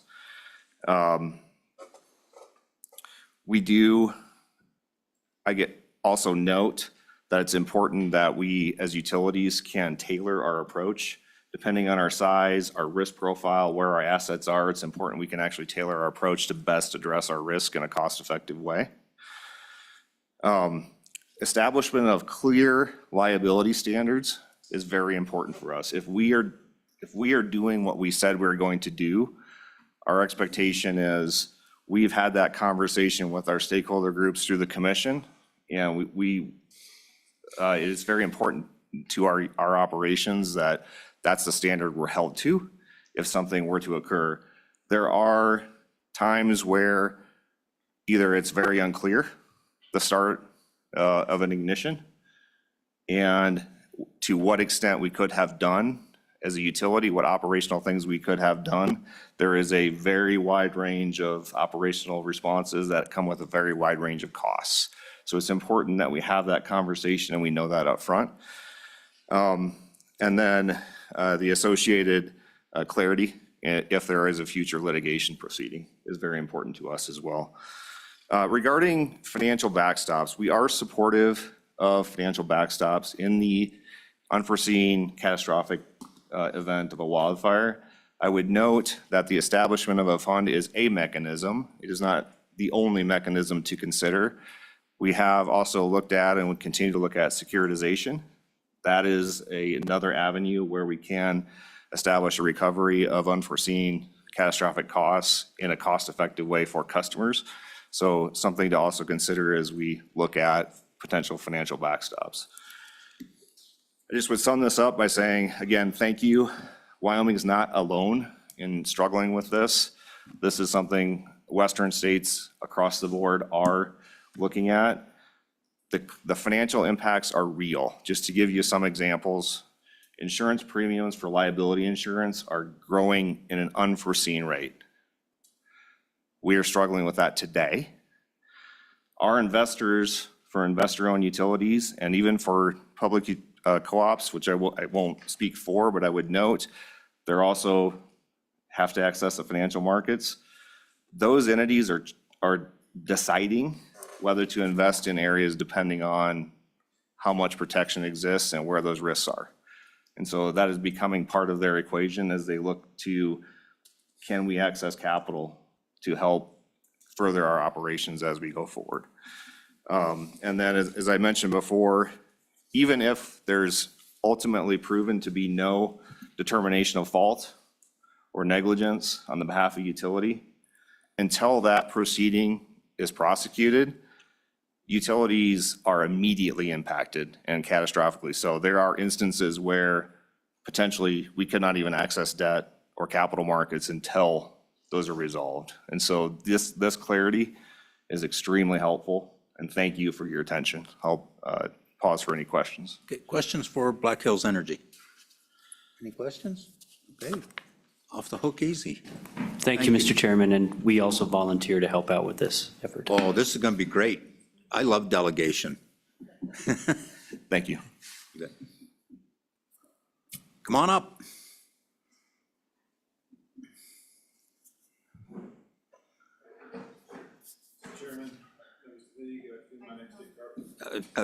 It has turned green. There you go. Good afternoon. My name is Dick Garlish. I'm the president of Rocky Mountain Power, and with me today is Tom Carter, the vice president of government affairs for Rocky Mountain Power. I'm going to be incredibly brief, and I might shock everybody in the room saying that I too share a lot of the same opinions as Thor and agree with them for a change, and with the co-op. But I just want to emphasize there's a lot of common overlap here, and I appreciate the committee taking this on at this time because it's timely to take this on. Wildfire is nothing short of existential threat, I think, to the provision of safe and reliable electric service. It has a lot of impact, so getting some things in place now when we don't have the pressure of dealing with a catastrophic fire or series of fires is really important. So I'm here to volunteer, Tom, to help on this process going forward. But I won't repeat a bunch of stuff that's already been said that we agree with, but we want to work on this and find the right balance for Wyoming IOUs and the co-ops. So questions for Mr. Garlish? Question? Okay, I have one. Your preference on, well, we now have 3 versions. Do you have a preference? I haven't spent a lot of time with yours because I haven't seen it. We had discussions with Sean and others about that bill, so that's probably my preference. But I think overall, I think what we need to find the balance in is ensure that just conceptually, navigational buoys, as we have this discussion, we don't want IOUs or co-ops or the state of Wyoming to be the insurers of last resort. We want to make sure that we're putting things in place that allows utilities to access and co-ops insurance and borrowing.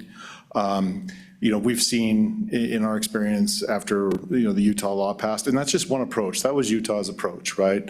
And I think the conversation on funds and what's the right kind of funds, if you look at Hawaii, Oregon, California, there's lots of different ideas on funds. And that is a bigger discussion about maybe what the right kind of fund is. But when we look at things like wildfire mitigation plans, very, very helpful tools to establish what that standard of care is and what the basis is. Affirmative defenses tied to plan are good, but we are in favor of what stricter limits on liability that provides us certainty. It also provides our lenders and banks certainty. And what we've also had some practical experience. Oregon had similar affirmative defense type of laws, and the courts and the juries kind of ignored those, and that's the basis, frankly, of the appeal of some of those cases. So those are the concepts, and we just want to work together to find the right balance of those concepts. That's important to us. Questions for Rocky Mountain Power? Senator Ellis. Thank you, Mr. Chairman. I was looking at Rocky Mountain Power's plan. They said was available publicly, and then I looked up Pacificor, and it looks like I can find your 2020 plan. Do you have one more recently you can share with us? Anything that's public, obviously, I don't want to ask for anything that's not. Yes, but we'll find it. I think there's more current where it is exactly. We can find it. And on our wildfire mitigation plan, we intend to voluntarily file our plan with the commission upcoming, and we've been filing them everywhere, and we've learned quite a bit about plans. It is worth just sharing this experience. You know, we've spent a lot of money on meteorologists and scientists and data analysis and modeling to tell us what are the high consequence areas in our service territory, what are likely to be the best mitigation efforts, whether that's cover to conductor or trench conductor or changes in operational practices. It also includes, to Commissioner Robinson's point and Mr. Burbridge's point, part of our plan includes how we're going to handle emergency shutoffs and planned de-energizations. So that should all be part of the plan going forward and things we want to consider. So big believer in plans, and we have some experience to share on that, but we'll find you the most current version. Get you. Other questions? Okay, thank you. Thank you, guys. And we'll be sure to contact Mr. Carter. Yep, he's been voluntold, Mr. Chairman. Okay, anyone else in the room? Okay, and I was gonna, if you didn't come up voluntarily, you were gonna get called on. As everyone knows, if you're in the room, you're fair game. Please. Thank you, proceed. Chairman Burkhart, members of the committee, Anthony Ornelas, I'm the administrator of the Wyoming Office of Consumer Advocate. I too will be exceedingly brief. I think everybody who has spoken today recognizes just the ongoing challenge and impact that wildfire has on the provision of safety and reliability and also affordability in our state. So there's been a lot of curveballs today. I apologize. I am not familiar with perhaps the the rural electric co-op's proposed version and have only briefly looked at the amendments. So I will provide a few quick overarching comments, mainly centered around the 143 draft. A couple of items perhaps that haven't been discussed today. I would ask the committee to consider that this is an existential threat to our state, not just to our individual utilities or one utility or the other. You know, in a large part, these wild protection plans that we've started seeing are centered, at least in the initial timeframe, around public shutoffs. And if anybody recalls, there was recently one a month or so ago in Colorado that lasted up to 3 or 4 days. That has real economic impacts, not only to utility customers, but to our overall state as a whole. In that vein, I have not yet heard any discussion about the possibility of a state catastrophic wildfire fund. A lot of discussions have centered around some of our largest utilities, which is certainly relevant, and they're certainly being impacted perhaps in the forefront more than others. I do have concerns, however, if we leave this up to the individual utilities or co-ops, that some of those smaller co-ops will really not have the facilities necessary to put in a plan or to fund a plan that really gives them the kind of backstop. As I believe it was Mr. Taylor just mentioned, all of these entities are really one wildfire away from catastrophic events, including bankruptcy. So I would welcome future discussions, and hopefully as part of, if there is a work group, I would volunteer myself. We can look at a statewide establishment. The other one, I think Mr. Thor and others have spoke of, is there really does need to be a limitation, or this needs to set a cap on the liability risk that is presented for customers. In 143 original bill, it had provisions that established both this Wyoming Wildfire Fund, but allowed utilities to establish essentially any other number of funds or to seek rate recovery for damages that weren't covered through other means, including our base rates. So I would just leave it at that and that high-level comment for now as this continues to evolve. But we really should be looking at liability caps for consumers. I think I'll leave it there just because there's so many moving parts. I had some other definitional recommendations and some issues with the 143 draft, but I think it's more prudent to wait until the discussions continue to evolve. But I would certainly answer any questions at this time. Thank you. But questions for Director Ornelas? Questions? Okay, thank you. Thank you. I'll go change. Anybody online? 3? Okay, and, okay. Mr. Chairman, I will be very brief. Travis McNevin here not necessarily on behalf of Basin Electric, but I certainly have been following the wildfire because of Basin Electric and the co-ops. But drawing on my background, previous work at the U.S. Senate, when we think about these management plans that have been discussed and the utilities have to work with, a lot of it, of course, crosses public lands. Being a Forest Service or BLM, and the lack of or struggles to get appropriate management or permits to clear easements within those areas that the utilities do have. And so I know that we have 3 members of this committee that also serve on our Federal Natural Resource Committee. And the thought certainly occurred to me that the committee could reach out to our federal delegation, as I know that there is efforts within the ongoing 2024 Farm Bill to get a little bit greater flexibility and address that utilities within the national, within public lands or federal lands, and perhaps a letter along the lines that would further push that need to make sure those easements are managed and protected from fire in a more robust way would be appropriate. Just an idea and something that I thought may be out there, that if this working group that and loose loop working group that has been discussed here today, as they work on language, there might be some other ideas to promote or help solve some of the challenges that are on the land, on our federal lands in the West. That is certainly part of the challenge of wildfires. Thank you, Mr. Chairman. Any questions for Mr. McNevin? Any questions? Thank you. Okay, those online.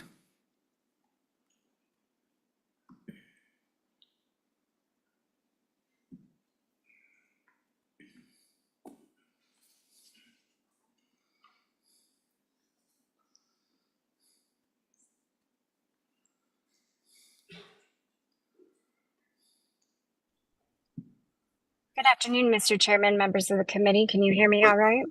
Yes, please proceed. Okay, thank you. My name is Catherine Wilkinson. I am here today on behalf of American Property Casualty Insurance Association. I wanted to thank you for allowing me to testify virtually. It is certainly not my preferred method of communication, but I was not able to get over to Casper in time from Evanston this morning with the conflicting committees. So thank you for allowing me to appear before you. Mr. Chairman, I just have 3 general points given the direction that the committee has gone with the 3 proposals. I have been in touch briefly with Mr. Bush and Mr. Taylor and thank them for reaching out and sharing with me that additional bill. And I have sent those on to my clients, so I don't have specifics on those. Would be happy to be part of a working group going forward from the insurance perspective. From the insurance perspective, we are reasonably supportive of the Utah legislation. So the bill that was posted on LSO, in general, we think it's a reasonable approach. There are 3 items that we wish to see in legislation should it move forward. The first one of them is that there is an appropriate mitigation wildland fire plan. We recognize that that plan may be different depending on different parties and where they are situated. And we would prefer that that plan be approved by an independent third party. Wherever the committee should decide that authority should lie, whether it's a PSC or somewhere else, just to have a little bit of a light touch of oversight to be sure that that plan is being followed. The second issue that insurance companies would like to see is that insurance claims can still be subrogated, even if this process does move forward, that they can still continue to fulfill those contracts that an insurer and an insured party have to go ahead and process those insurance claims. The third thing that was called to my attention by my client is the length of the statute of limitations. I believe in Wyoming for bodily injury and property damage, the result or the current statute limitations is 4 years. So we would like to remain that consistent for this without changing it for one level of industry for that statute of limitations. Sometimes it can take a little bit of time to identify whether or not a claim needs to be filed. With that, Mr. Chairman, I would stand for any questions. Thank you. Thank you, Ms. Wilkinson. Any questions for Ms. Wilkinson? Questions? Okay, thank you. There are no questions for you.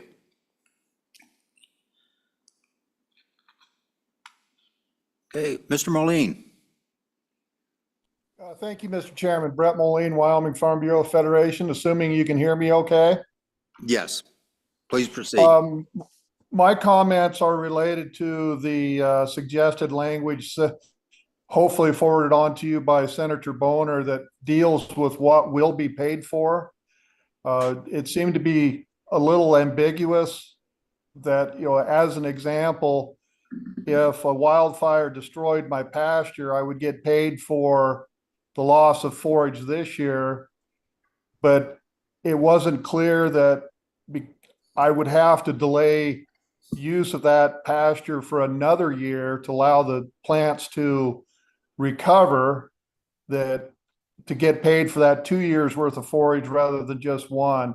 So I support that suggested language from Senator Boner. And with that, Mr. Chairman, I would take any questions. Any questions for Mr. Moline? Any questions? No, no questions. Thank you, Mr. Moline. Thank you.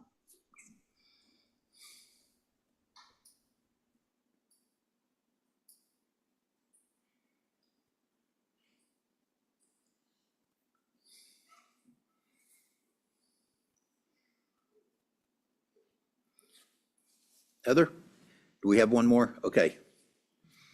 Are you able to hear me? Yes, we are. Please proceed. Thank you, Chairman. Carrie Agin, resident of Buffalo and geologist. I just have a couple of brief comments. I'm trying to word them not as questions, so please bear with me. First, if I understand correctly, the definition of fire event on page 3 is extremely broad. Any unplanned or uncontrolled fire in the state alleged to have been caused by a public utility. Now, quite a few folks speaking today kept referring to wildfire, but the definition is extremely broad. As smart meters are causing fires, I'm assuming fires due to these meters would also be covered under this definition, unless it's reworded to exclude these incidents at a later time. Second, I don't understand why such a fire fund, might be needed unless the utility does not believe it has adequate insurance coverage, which, given how expensive a fire could be, is understandable. Third, directly charging customers a surcharge to create, build, and replenish this fire fund is unacceptable, as several others have mentioned today. It is the utility company's responsibility to assure that any fund is funded directly from their own funds. I realize this will increase our rates necessarily, but to directly charge customers is essentially to require us to pay for what might turn out to be the company's negligence and or their imprudence in not ensuring adequate insurance coverage. I'm not pointing fingers at any utility, but in general, rate recovery for such incidents may lead a company or companies to be lax with regard to their liability responsibilities. Thank you very much. Okay, thank you. Any questions for Ms. Agin? Any questions? No. Thank you very much, Ms. Agin. Thank you. Okay. Anyone else? With that, I'll close public testimony. So committee, obviously, we need to continue working these. With committee's permission, direction to staff to work, I think, and somebody can change this suggestion, looking at what the co-ops have and the three bills, to look at those, the two bills and their suggestion, to look at those, and okay, for no other reason than it's here, to take that alternative bill, add into it some liability limitations, some of the other things we've talked about, and have a draft ready for, I guess you could say, a subcommittee to start working on. Brian, do you have enough information to do that? So, Mr. Chairman, I can put, your proposed alternative into a bill draft. If there are specific, limits on liability, could run the gamut. And so that would be an area for more specific instruction. Yes. And then, Mr. Chairman, I'm not sure if, how you'd want me to proceed with what the cooperatives provided. If you'd want that as a separate draft, or some of the concepts overlapped. I've only scanned this briefly. There are considerable differences, though, in how liability is treated. Let's do this. Excluding that one for right now, put the others together, use the liability limits that are in 143. And then I think we've had plenty of volunteers to discuss a bill. I'll pick some committee members later. And we can start working that through. My expectation would be that by the time we come back together in October, we have a bill that has been fairly well vetted and worked, and that ready to go for the committee and the public. Does that sit okay with the committee? Is that a reasonable approach? Okay. All right, thank you. So that's one. We'll carry this over to October and work it considerably between now and then. Yes, Senator Rothfuss, why did I know you wanted to say something? Yeah, thanks, Mr. Chairman. I gave my tell. Mr. Chairman, we've heard a lot of volunteers. I assume, I didn't hear explicitly the PSC was volunteering, but I assume that we're going to be looking to them for participation on whatever working group as well. Senator, I guess I mentally volunteered them. Them too, good. All right, glad to hear it. Brian, you okay now with that? Okay. Mr. Co-Chair, comment? Maybe while we're together, some thoughts on what you're thinking in terms of the number of committee members and the number of stakeholders that have shown interest. Mr. Co-Chair, I'm probably thinking 3 or 4 people off the committee and a number of people who have volunteered. We may not all get together at the same time, but we would all look at the same draft before we revise the draft. Follow up from Mr. Taylor as well. And Mr. Taylor wanted to do some follow-up. Thank you, Mr. Chairman. I was just trying to keep a list, and if I leave anybody off, or let me know. So I had the co-ops, the IOUs, Mr. Nelson, PSC, OCA, LSO, Farm Bureau, stock growers, Catherine Wilkinson, and whatever committee members that you tell us. And I can get with Brian maybe after the meeting. And is that, anybody else in the room want to raise their hand? All right. No, we have run out of volunteers. Okay, does that sound good? That sounds good, thank you. Okay. Okay, all right, committee, moving on. Does anyone need a break? Okay, 5 minutes.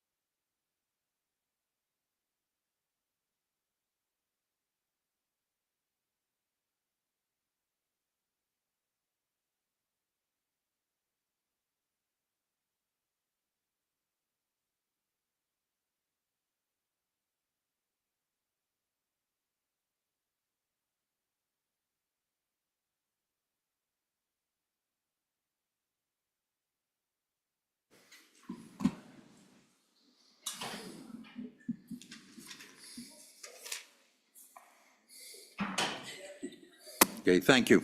So the next bill for our consideration is 25 LSO 0111, small customer electric generation. Brian, walk us through the bill, please. Yep. So Mr. Chairman, this was a bill draft that you and the co-chairman directed also to prepare for this meeting. This is a bill draft that is based on 2023 Senate File 92 and would revise how net metering compensation would apply to those customers who start generating electricity on and after July 1, 2025. The bill draft in many respects is identical to that 2023 bill. The primary difference is that that 2023 bill would grandfather those who start generating before July 1, 2025. This bill has that kind of grandfather period until 2030. The 2023 bill was 2040. So that's the primary difference. So walking through the bill, Mr. Chairman, this is a new section in the article of statute concerning the small customer generators who generate electricity and then transmit excess power to the grid. So starting on page 2, line 4, except as otherwise provided, no electric utility is obligated to compensate any small customer generator for any electricity that's produced on a net metering arrangement under this article. But if that generator, small customer generator, is producing electricity through net metering using a system first operational before July 1, 2025, they're considered an existing small customer generator and is exempt from this section until July 1, 2030. Mr. Chairman, the staff comment on page 2 is just alternate language. It is just structured differently for subsection A for your consideration. Then moving on to page 3, line 5, the Public Service Commission would be required to establish an appropriate compensation system to regulate rates, terms, and conditions for small customer generators by electric utilities for electricity that's produced from generators first operational on and after July 1, 2025. The compensation system required under this section must provide for just and reasonable rates, terms, and conditions. Then page 3, line 13, any electric cooperative that is exempt from retail rate regulation is not subject to subsection B, but each cooperative must establish and adopt rates, terms, and conditions for compensating the new small customer generators subject to the following. So page 3, line 23, cooperative must give written notice to all member owners at least 30 days before the rates take effect. Page 4, line 9, the rates, terms, and conditions must be filed with the Public Service Commission. And then page 4, line 13, each electric cooperative would be subject to the complaint, investigation, and resolution process that's under current statute for compensating small customer generators. The remainder of the changes are amendments to existing statutes. So first on page 5, lines 8 and 9, an amendment to the definition of net metering to apply to those customer generators operating before July 1, 2025. Page 5, line 12 and 13 changes the definition of net metering system. That term is eliminated from the article, and instead the term small customer generator is used. Page 5, line 16, a conforming amendment to reference that new term. So we just add the word small before customer generator. Then page 6, lines 2 and 3, this eliminates references to net metering system and replaces it with a reference to small customer generator. Page 6, lines 6 and 7, strikes a reference to requiring the customer generator's consent before the utility may install additional meters to monitor the flow of electricity. Page 6, lines 11 to 20, would provide that you cannot charge a small customer generator any fee or charge that would increase the minimum monthly charge to an amount greater than that of other customers of the electric utility in the same rate class as the small customer generator. So they have to be treated differently with that minimum monthly charge. But this paragraph would not apply on and after July 1, 2025, except for those existing customer generators. And then this paragraph would go away on July 1, 2030 entirely. Then page 7, lines 2 and 3, this is to just add a reference to existing small customer generators for calculating the net energy measurement for purposes of compensating those generators who were operational before July 1, 2025. And then that section would be repealed July 1, 2030. Page 7, lines 10 and then lines 16 through 18 are conforming amendments to reference a small customer generator. Page 8, lines 3 and 4, and then again on line 8 and line 16 are conforming changes to reference a small customer generator. Then on page 8, line 20, repeals the definition of customer generator. That language is on page 9, lines 12 and 13. The changes in that bill, in this bill draft, render that definition obsolete. Then page 9, line 20 would require the Public Service Commission to have public hearings related to implementing the compensation system for those small customer generators who are first operational on and after July 1, 2025. Then, not later than April 1st, 2025, the commission would be required to adopt rules necessary to implement the new compensation system for those new generators. And then page 10, line 1 would require any electric cooperative to adopt rates, terms, and conditions for compensating those small customer generators. And then, Mr. Chairman, this would be effective immediately, and I would stand for any questions. All right, thank you. Any questions for staff? Okay, just a comment. This bill was pretty much a request from the Corporations Committee, and I don't see anyone here from that committee to talk to the bill. So, all right, so I guess with that, easiest thing to do, Mr. Co-Chair, is open it for public comment. Okay, so we'll open the bill for public comment. I think it's a straightforward bill. And I would ask people to be specific. I'll start with the Public Service Commission first. Please.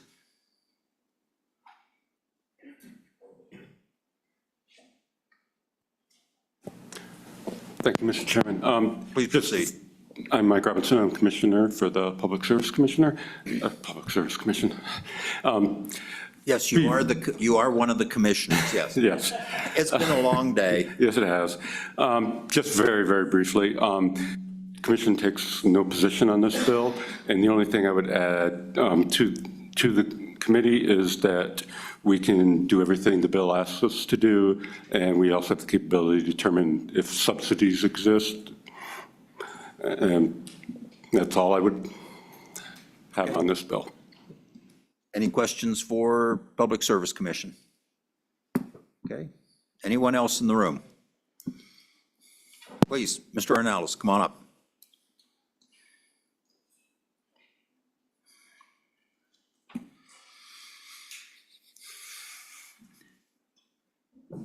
Okay. There we go.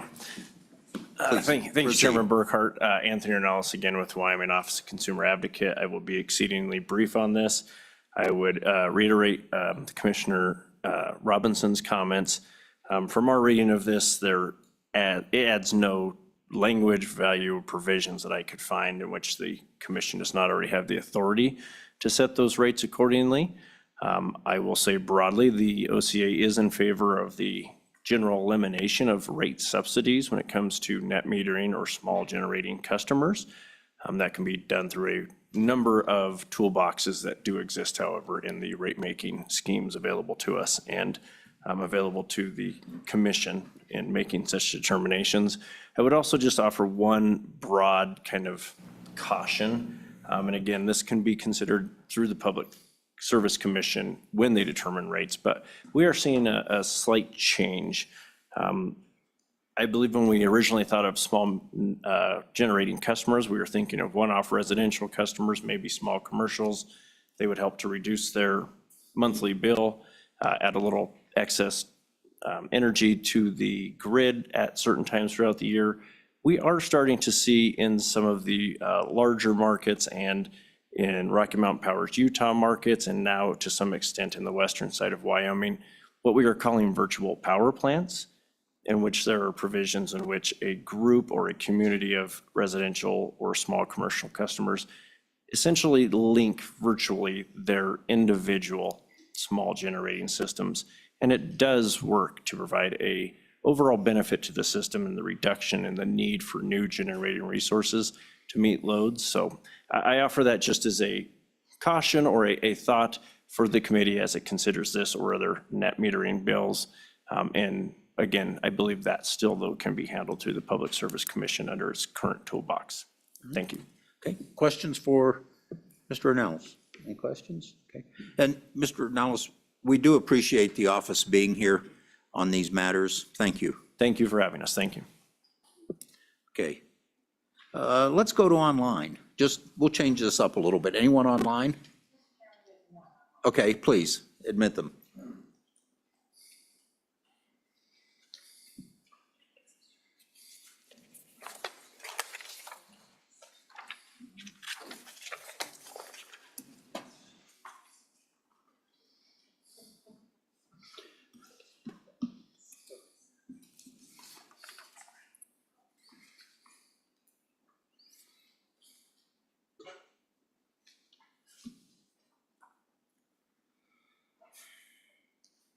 Mr. Chairman? Proceed, but we can't see you. Yeah, Mr. Chairman, I apologize. My camera is not working today. My name is Devin Brubaker. I am the airport director for the Southwest Wyoming Regional Airport and the vice president of the Wyoming Airports Coalition. The Southwest Wyoming Regional Airport was the first airport in the state to use solar energy to help power our facilities and drive our operational subsidy from the taxpayers lower through the use of a net metering system. Airports, government entities, and nonprofit organizations in Wyoming have made strategic investments in net metered facilities all across the state. These investments are made with an eye on long-term financial benefits. I stand in opposition to this bill. By eliminating the current statutory model, you would wipe out the financial benefit of these investment decisions. Furthermore, as many of you are aware, this topic has drawn significant interest for more than a few years, dating all the way back to 2017, burning countless hours of legislative time in no less than 3 different committees across 4 different legislatures. The Management Council even removed this topic from the Corporations Committee as they sensed enough time had been wasted on it. In every instance, a bill meant to handicap the small-scale solar industry has come and gone without success. It begs the question, why do we keep coming back to a subject that is not an issue when this state faces so many other critical time-sensitive issues? The utilities' continual argument that there is a cost shift is a way to split solar users from non-solar users in a way that allows them to keep their monopoly, centralized electricity distribution model in place similar to the old divide and conquer model used with such success in the old British Empire. The legislature should play a role in policy creation regarding these disagreements to ensure that residents and businesses in Wyoming are not steamrolled by a utility hired gun at the PSC. I could spend countless hours describing the value of small-scale solar in Wyoming, but in respect of your time and recognizing you have several handouts that detail this, I'll simply ask you to not burden a 5th legislature with this bill. I'm happy to answer any of your questions. Okay. Any questions from Mr. Brubaker? Representative Heiner. Thank you, Mr. Chairman. Mr. Brubaker, thank you for attending virtually. I know you've installed some there at the airport in Rock Springs, some solar panels through this net metering program. And I believe there's quite a long payback period when you install those panels. This bill, as written, cuts that off in the year 2030 so that there will be no further compensation as envisioned when you initially installed this equipment.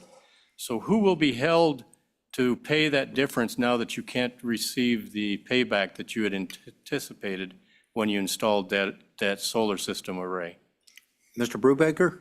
Mr. Chairman, Representative Heiner, appreciate the question. It would be the local taxpayers that would have to burden that cost if the statutory provision is put into place. Follow-up? Follow-up.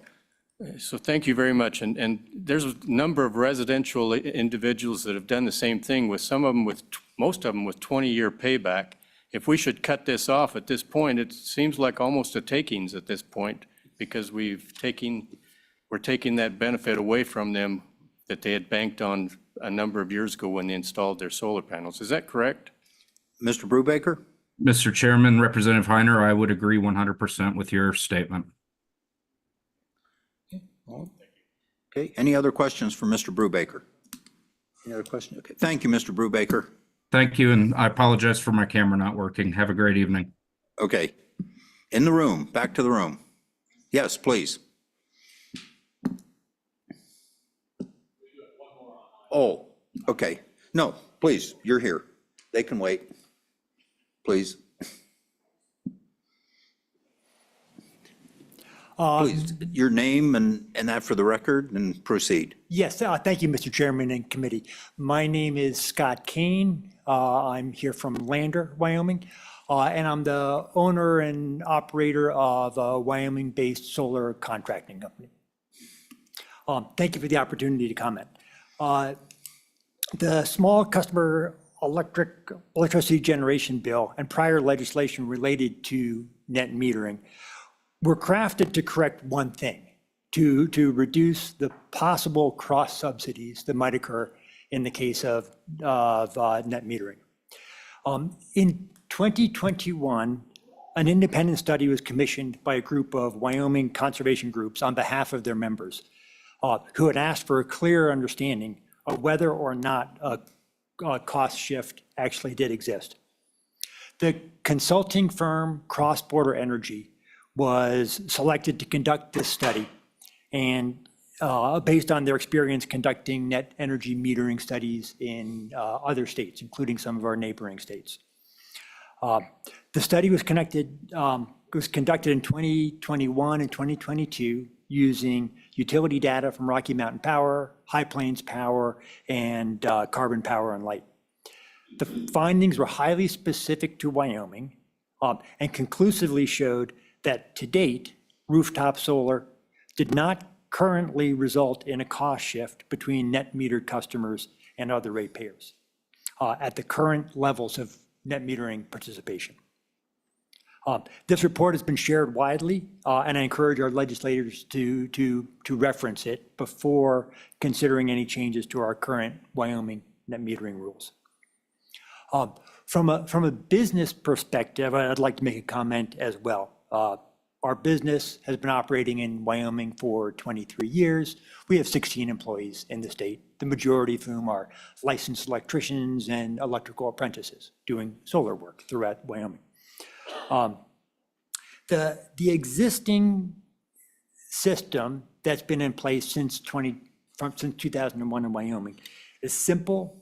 It's easy for customers to understand, easy for utilities to administer, and according to that 2022 cross-border energy study, is fair. As a solar business owner, I'm concerned that the elegance of the existing system might be replaced by a patchwork of rates and rules that are specific to each individual utility around the state. Of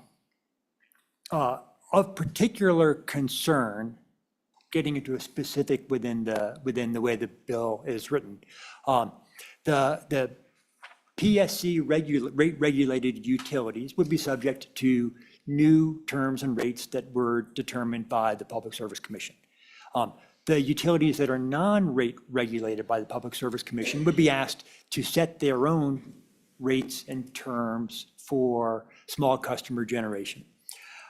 It's quite possible that the individual non-regulated utilities, largely the rural electric co-ops, will adopt widely varying rates and terms, and it's possible that some of those rates and terms will actually be disadvantageous to small customer generation in the name of trying to reduce what can be seen by some utilities as a form of competition. Clearly, a small customer generator has the ability to produce some portion of their own power. That is, from a utility perspective, it is akin to a form of competition. And under a system under which our co-ops are allowed to select their own fees, terms, and rates, it's possible that some of the co-ops in the state might choose a fee and rate structure that would be intended to discourage participation in small customer generation. So I would ask this committee to consider voting against this bill, and I'd be happy to answer any questions that I can. Any, Representative Conrad, Thank you, Mr. Chairman. Can you tell me the name of that report that you referenced? please. Yeah, thank you. And additionally, if it is thank you, Mr. Chairman. The report, I'd be happy to send as a follow-up email to all members of the committee after this. That might be a easy way That to would be very address that. acceptable. Thank you. Thank you. Other questions for Mr. Kane? Other questions? No? Okay, thank you. Thank you very much. Shannon, if you just want to sit down, and I'm going to go to online. Sure. They've been waiting.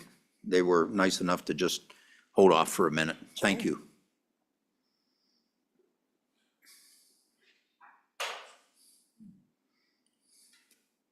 Okay, Ms. Arno, we can see you. Wonderful. Okay, we can hear you also. Proceed. Thank you, Mr. Chairman and members of the committee. I appreciate being able to be remote today. Again, Arno with the Wyoming Outdoor Council, and I encourage you to vote no. The idea of gutting our net metering statutes has been debated every year for almost every year for numerous years, and these net metering statutes work for Wyomingites. Now more than ever, in the face of rising utility costs, it's important to support our citizen customer generators. And this bill would end that support for important Wyoming values. Values like the freedom to generate electricity on our own property and receive a fair rate of return for excess, electricity self-sufficiency, resiliency, and independence, the tangible value of tax dollar savings for cities and municipalities that can be invested back into the community to fund things like snow removal, our police departments, and libraries. Local jobs and sources of economic diversification. Right now it's 14 businesses and almost 200 jobs. And putting things in an existing footprint protects our view sheds, our wildlife, and our rural way of life. This morning, we again heard about the importance of small businesses, and this statute would really harm those businesses that do the installation, as well as businesses who've chosen to be small customer generators themselves and made that investment with an expected rate of return. Again, this bill is unnecessary and it's not solving any current problems. The number of net metered residents in Wyoming is small. Currently, rooftop solar generates less than 1% of residential electric sales in the state, and it's taken over 20 years to reach this level of saturation. By statute, these are small systems, less than 25 kilowatts. Numerous studies suggest that significant cost shifts from net metering do not occur until the threshold reaches up to 10% of residential electric sales. That's roughly 10 to 20 times what we currently have and may take decades to achieve. Additionally, this bill adds huge uncertainty for small businesses and customers, and the way it's structured leaves so much to be determined by the PSC and the rural electric cooperatives that it's difficult to imagine folks making this investment into the unknown. Finally, speaking of the co-ops and the mixed system it sets up, the current system is fair, it's easy to understand, and applies equally whether you're served by our investor-owned utilities or the 18 rural electric co-ops. Wyoming residents have equal opportunity and access to net metering because it's guaranteed in statute. If rural cooperatives are exempted from new rates, one neighbor might be able to install rooftop solar, while the other across the street might not be able to afford it because of higher fees and lower rate of return. Please check out the report that the prior speaker mentioned. I'm happy to provide copies if that is difficult to come by. But that report does show that net metering is a net benefit to other ratepayers. And what this is really all about is opportunity and who controls how energy is produced, especially in the face of these rising costs and uncertainty. Something that this committee and the Corporations Committee spent significant time on. Wyomingites should have the opportunity to pay for, install, and produce their own electricity and sell it back to the grid for its fair market value. And it's important that this opportunity be applied equally to everyone across the state, regardless of utility or what rural cooperative area they happen to live in. Thank you for your time and consideration. Please oppose this bill. Okay. Any questions for Ms. Arno? Any questions? Okay. Thank you very much. Thank you. Ms. Anderson. Thank you for your patience. Oh, you bet. Thank you, Mr. Chairman. Shannon Anderson on behalf of Powder River Basin Resource Council. And for full disclosure, I am myself a solar owner. I have solar at my home. It's a 1.2 kilowatt system, 4 panels, produces roughly 90% of my energy needs over the course of a year. I have natural gas heat and no air conditioning, so that's sort of how that works out. And then we also have solar at our office. So we represent not only members that have solar, our organization that has solar, we have solar installers who are members in our organization. And these are the stakeholders of Wyoming that we represent when we speak to you on this issue. And as has been previously mentioned, this is not the first iteration of this bill. This is basically a replica of a bill that was defeated during the 2023 session. And it's really based on a false premise that there is a cost shift from solar owning customers to non-solar owning customers. As has been previously discussed, our organization and others commissioned a study from one of the national experts on net metering and cost analysis related to net metering. I provided the executive summary of that report to you. And that report conclusively showed that there actually isn't a cost shift. And if anything, there's actually a benefit to non-solar owning customers from those that actually participate by owning solar in the state. And that's for a number of reasons, but that's the reality of where we are in our state. So again, this bill really comes from a false promise. I would say, you know, one of the other things we often hear about net metering is that it's a little bit strange that rates are set in statute. This is actually unique to net metering. But the reason that has been previously discussed by other testimony is to provide consistency and equal application.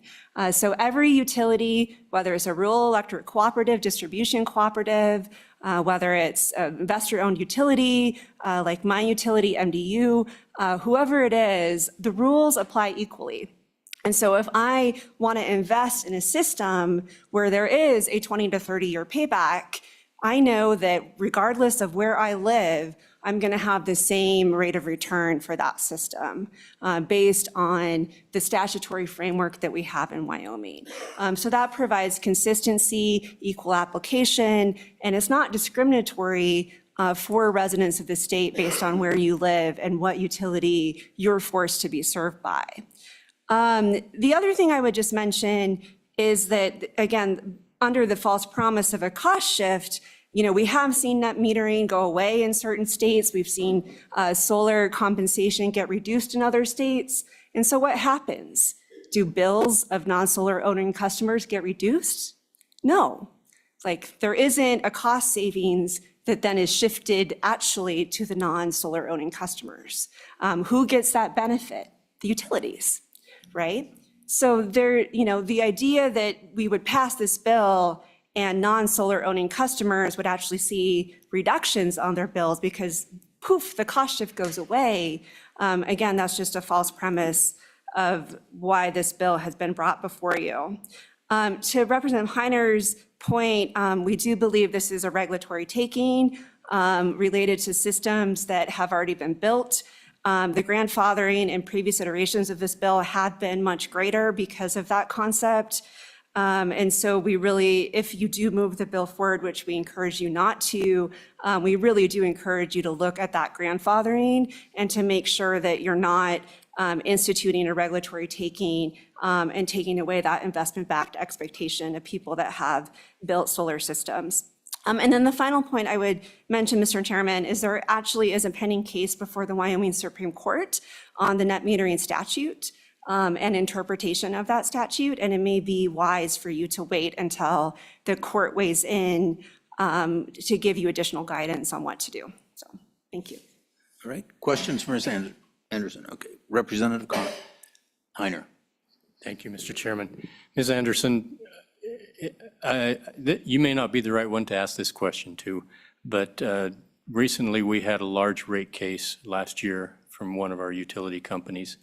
Do you know if there was an increase in residential installations of solar panel last year, maybe as a result of rates going up double digits, that people are looking closer at solar panel to be more insulated from rate cases? Ms. Anderson? Yeah, Mr. Chairman and Representative Heiner, that's a great question. I haven't seen statistics that play that out exactly right now. There are, of course, additional incentives and other things happening in the solar sector as well. But Rocky Mountain Power does do a distributed generation study as part of its integrated resource planning. And the Wyoming estimates of solar generation are still incredibly low. So that is what the utility estimates will happen into the next 20 years. They don't see a lot of systems coming online in Wyoming. And again, partly if you look at our study, we still do have relatively low power rates. And so it's, again, the benefit actually from a solar system goes more to other customers and less actually to the solar customer themselves. So that's what that study shows. Okay. Senator Office. Thank you, Mr. Chairman. Ms. Anderson, I do have a question.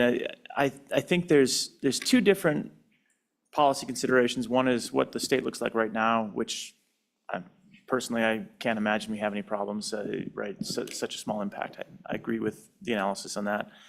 But the only consideration that I would look to really for the legislation is, let's say we have a very successful 20 years, successful in my view, and we have a tremendous adoption of solar panels, and let's say we have 10%. That's wild if we got to 10%, but let's say it was successful. There would be some potential consideration, as I understand it, for cost shifting based on infrastructure relative to the installed solar facilities. And in statute right now, which we don't have in front of us, but the B paragraph, which would basically go away in 37-16-104, or excuse me, 103, talks about how the netting is done. And it says basically at the end of the year, you'll net up if there's excess, and it's at the electric utilities filed avoided cost. That's always been the focus of my understanding of the concern, is avoided cost versus fair cost, right? Where that fair cost isn't necessarily the avoided cost. And so the language that we have on page 3, the compensation system shall provide for just and reasonable rates, terms, and conditions, kind of gets at that concept.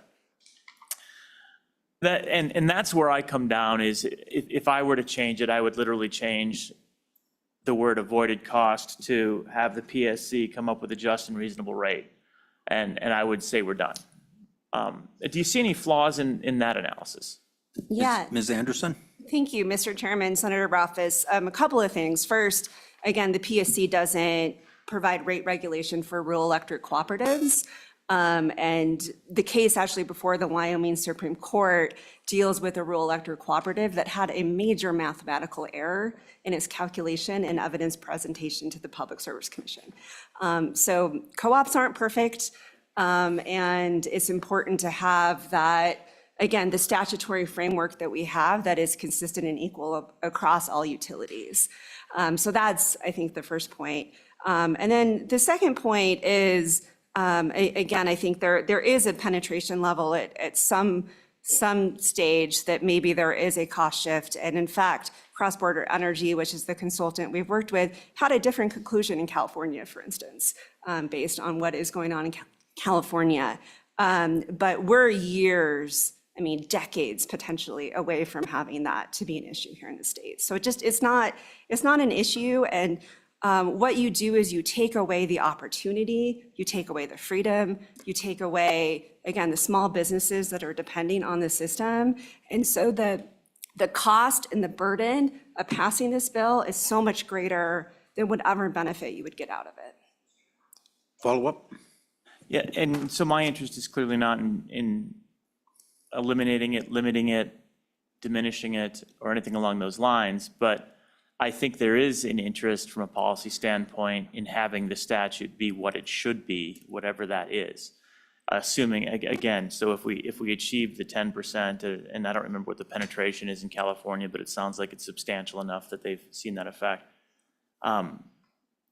in my view, our system's aspiring towards that. So what's the right answer? What is if it's not what I just suggested a moment ago, and I appreciate the concern about the co-ops being different, so I don't know how that would be remedied. What's the right answer? I know this has been fighting from both sides, fight. We always do that. What's the right answer? What is the appropriate policy that respects the ratepayers so that they're paying the right amount and appropriately benefits, rewards, or compensates is probably the correct word, compensates those that have installed self-generation capacity under 25 kilowatts? Because at the end of the day, the statute should be fair to both of those parties and equitable to both of those parties. It might be today, but the vision of down the road, it seems to potentially be skewed. So do we understand what that would look like? Ms. Anderson? Yeah, Mr. Chairman, Senator Rothfuss, that's a great question. To your point, I would say that the current system right now is just and reasonable. It's just and reasonable for solar owners and for non-solar owners. And so again, if it's not broke, don't fix it. Into the future, I think the answer is exactly what we do, which is we continue to study, we continue to monitor, we get involved in integrated resource planning questions. We, to Mr. Ornellis's point, we think about virtual power plants and the opportunity they could provide for grid reliability and cost savings. As you know, the energy sector is a moving target. It is constantly evolving. No one has a crystal ball. And if we would say in 10 years, what is just and reasonable, we have no idea. So I would say, again, to the system that we have now works, it's fair, it's balanced, let's keep it in place, and let's just, continue to evaluate, and, maybe there is a different answer into the future, but I have no idea what that would be, honestly, sitting here today. Okay. Any other questions? Okay, thank you, Ms. Anderson. Yeah, thank you. Anyone else? Please, come up.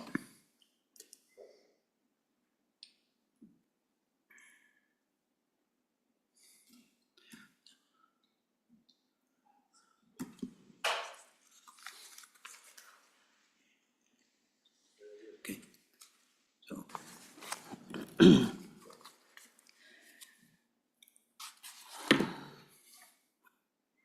I'm not crying, I've got dry eye disease. Please identify yourself for the record. Mr. Chairman, members of this committee, before I begin my testimony, I'm requesting that you grant me some latitude in time and content. I am sir, a disabled. Your name again? Pardon me? Your name again? I'm sorry, I forgot that. My name is Dick Merklin. I represent the Wyoming Solar Coalition.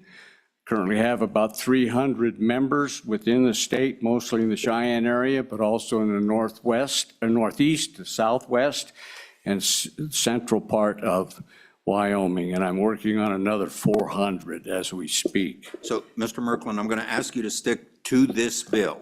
Yes, That's the matter at hand. Thank you. But I am asking you to give me some latitude in the time and content because I am a disabled veteran of Agent Orange diabetic, and my vision has started to go on me.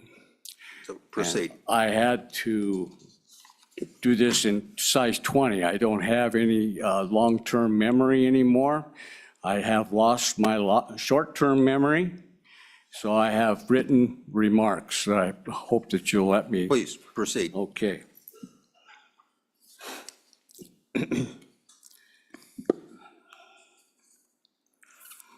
This is the first time that I've been before this committee.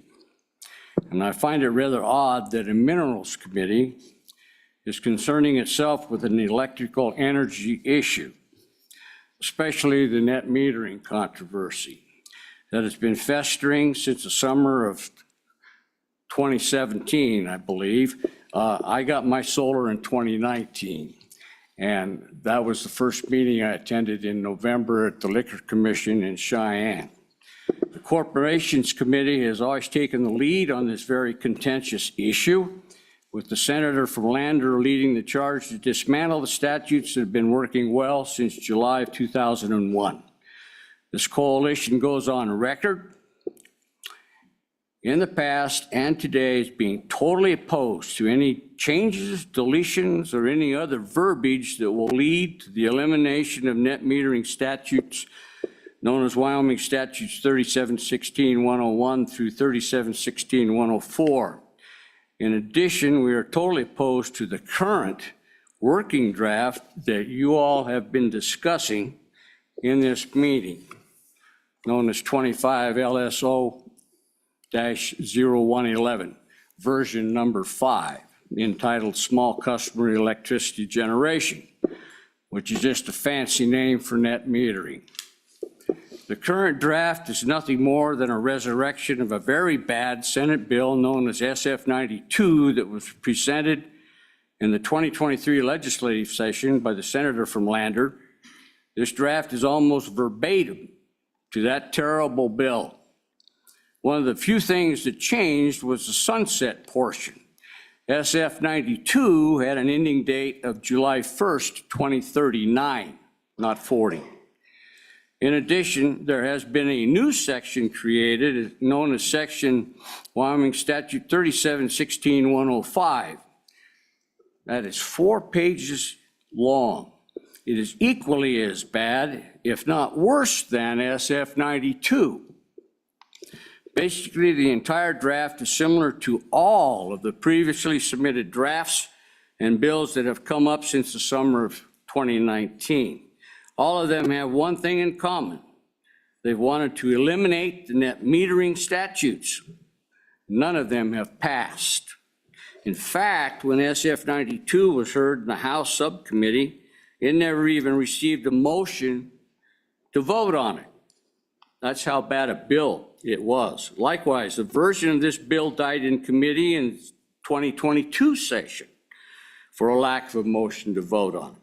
Now your committee is coming back with the mirror image of SF-92. This issue has done nothing but cost all of us a lot of wasted time, energy, and a lot of Wyoming taxpayers' money for absolutely no positive outcome, just a lot of angst.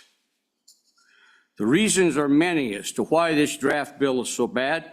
I can't list all of them, it'd be impossible, but here are a few. First, contrary to assertions that have been made by others, some that are in the room today, owners of rooftop and ground solar and wind systems are not being subsidized in any way, shape, or form by any non-owner of one of these systems. I live in a 36-unit townhome complex in Cheyenne, and I have surveyed a lot of the owners on their electric bills from Black Hills Energy. I'm not receiving a subsidy from any of them, and they aren't paying any subsidies to anyone. The only difference in our bills is the amount of electricity we use from Black Hills Energy that we have to pay for. I use less kilowatts account of my 14 solar panels on top of my small townhome. It produces 50% of my electrical needs. I get that break because of the $23,000 investment that I made in October of 2019. That counts for something. No subsidies are being paid to anyone. Second reason this is a very bad bill is found on page 7 under section 3716-104 subsection B. From my reading of this section, utility would have the inherent right to lock out a customer for any reason they want to come up with, legal or otherwise. Next reason this is a bad bill, it is very arbitrary, discriminatory, and unconstitutional in its application against any and all of those who own and operate their own net metering systems, which are also known as renewable energy resource systems, or the most current name of small customer generators. I base this on the legal decisions that have been rendered across the country in the past 4 years. In April 2020, the Kansas State Supreme Court decided Evergy Utility Company discriminated against owners of solar systems across the state by making their customers pay an unconstitutional charge to the utility. The Kansas Corporation Commission, Wyoming's Public Service Commission, had granted Evergy's request to start charging customers who own solar systems a demand charge several years ago. Legal proceedings commenced and it wound up in the Supreme Court of Kansas. And the judges found that it was unconstitutional, I'm quoting here, because it discriminated against solar panel users and owners and charged them more for their energy. In January 2022, an Arizona appeals court ruled that the Salt River Project utility was liable for violating antitrust laws by charging higher fees for electricity to its customers who chose to install rooftop solar on their properties. A 3-judge panel of the Ninth Circuit Court of Appeals rendered a unanimous decision. Then a third decision came out of Arkansas Court of Appeals in May of 2022. I'm going to ask you to stick to Wyoming issues, please. I'm just giving you relative things that are going across this country, the legal proceedings, that if you proceed with this bill, you're going to have the same problems that these other areas of the country have already experienced and the ruling has already been handed down. Mr. Merklin, but please stick to Wyoming issues. May I finish my remarks? I'm going to ask you to wrap up pretty quick. I've given you plenty of latitude on time. I have about 2.5 pages. Please proceed. Okay. Can I talk about the third decision was rendered by Arkansas? I would rather you stick to Wyoming issues or conclude.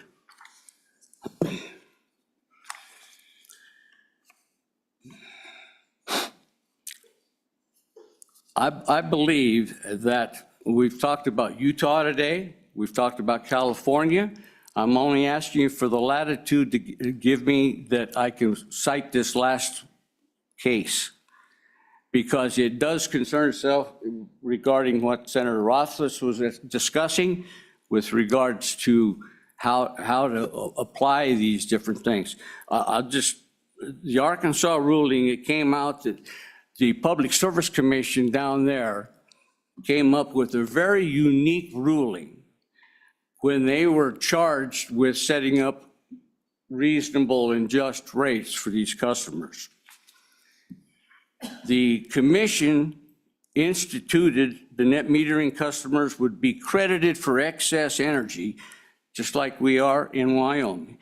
But here's the catchwords: at the full retail rate, not the voided rate. Full retail rate. You want to have an avoided rate here and pay us a half a penny on a kilowatt hour or something of that nature. But wouldn't that be a novel idea for the state of Wyoming to come back with the Public Service Commission and tell them, come up with something that's like the full retail rate that Arkansas has? It's working well in Arkansas. Why can't we try something here that hasn't worked since it's reared its ugly head? Mr. Merkel, I'm going to ask you to conclude your testimony. You've been doing this for 10 minutes, please. Okay. Wrap up. All right, I'll wrap up. We are against this bill, all of us. I would ask that you please start representing the citizens who elected you and not the utilities or cooperatives. The current statutes aren't broken. They don't need to be fixed by the continuous flow of these ridiculous bills. Would you like my sources? No, sir. Thank you for your testimony. Okay, thank you. Okay, one last call.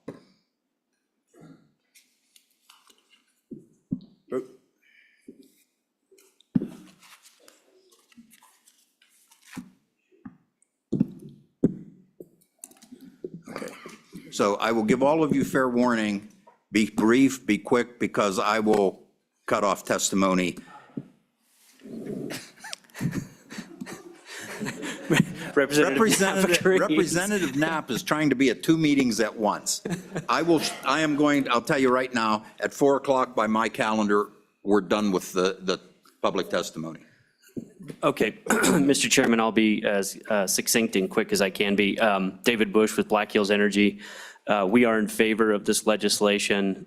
This is something that has been pointed out, an issue that's been up in front of several different committees over the years.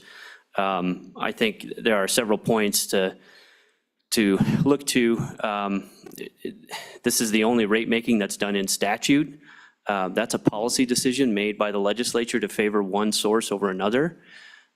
We would say that the Public Service Commission and the Office of Consumer Advocate, which it looks out for the consumers, it's in their title, that's what they do, is the appropriate place to decide the rates and the rate-making process for this and any other energy source. That's what we're used to doing. That's what we do. We file these things with the commission, and they are the experts that can make those decisions. I'm not an expert on rate making. I don't think very many people in this room probably are. I know one person in the back that is, but the rest of us are not. And I think when it gets down to it, this bill does not ban rooftop solar. It does not, or small customer generation in any way. There is no prohibition on doing it. That is a personal choice that people make. We support it. We work with our local solar developers all the time to get these systems set up and get the appropriate meters in place that work safely and that our technicians can work on as they need to. So with that, Mr. Chairman, I would try to wrap up in 2 minutes and say we support the bill and we support the idea of the Public Service Commission and the Office of Consumer Advocate being the place where rates are decided appropriately. Mr. Acey, any questions for Mr. Bush? Senator Rothfuss. Thank you, Mr. Chairman. Mr. Bush, saying rate making in statute, I guess I'm confused by that because the only real reference to a dollar value is the avoided cost, and that's certainly not something that's set in statute. So can you provide a little more clarification on what you mean by rate setting in statute? The retail, oh, sorry, Mr. Chairman, I'm late in the day, sorry. The credit that is provided to them for the electricity that they generate at that retail rate during the time that they're generating it is what is referred to in, it's in the statute, calculations requirements.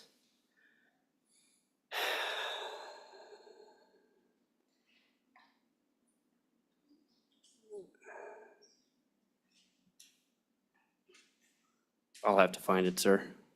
But it basically sets the rate at, so the avoided cost happens at the end of the year with the true up. That's when the avoided cost is paid out. If there's any excess credits at the end of the year, the rest of the time, the rate that is credited to them is that retail rate.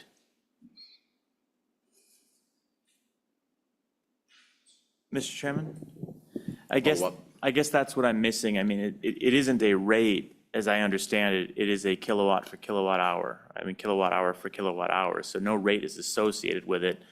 I assume what you mean is that you've just got different time periods so that the retail rate at 1 hour is going to be different from another. So maybe when I'm swapping those out, is that the concern? Because there's nothing about rates on the pre-net out for a cash portion. It's all just kilowatt hours. Mr. Chairman, I think we're talking the same thing. Okay. Yeah, there's not a number that's set in there. Like a residential rate of 11 cents a kilowatt hour is not what it is. It's our filed rate. Yeah, okay, thank you. Is credited. Okay, any other questions for Mr. Bush? Okay, Mr. Acey. Thank you, Mr. Chair, members of the commission. I'm Bruce Acey with Montana Dakota Utilities Company, and at the risk of trying the patience of the chair, I'd simply say that we're in favor of this bill for much of the reasoning that's been provided. Thank you. Any questions for Mr. Acey? Questions? Okay, anyone else?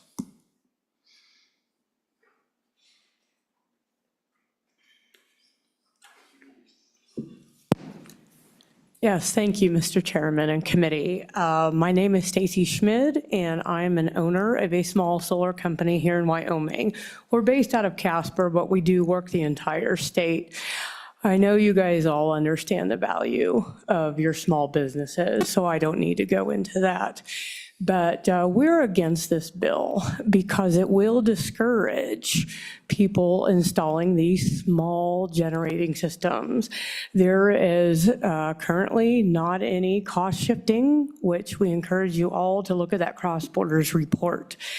And part of how I can, and put this into layman's terms, I guess, from the trenches, if you will, I left the job site today. What our job today was, before the customer can even install 10 solar panels, which is very small, they needed to upgrade their infrastructure.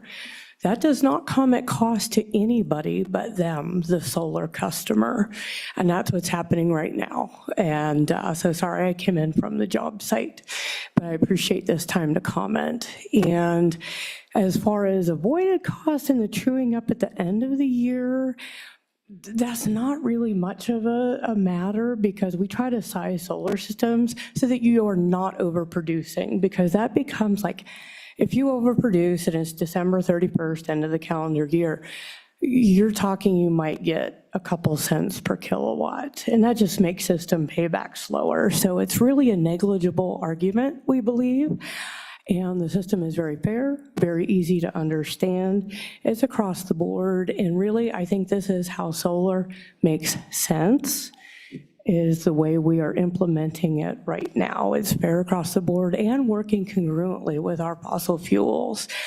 Our ranch is actually off-grid, so we have no bias in terms of utility. We have no utility lines at our ranch, but we really thank you. I came a little ill-prepared today, but we really thank you for what you do for Wyoming.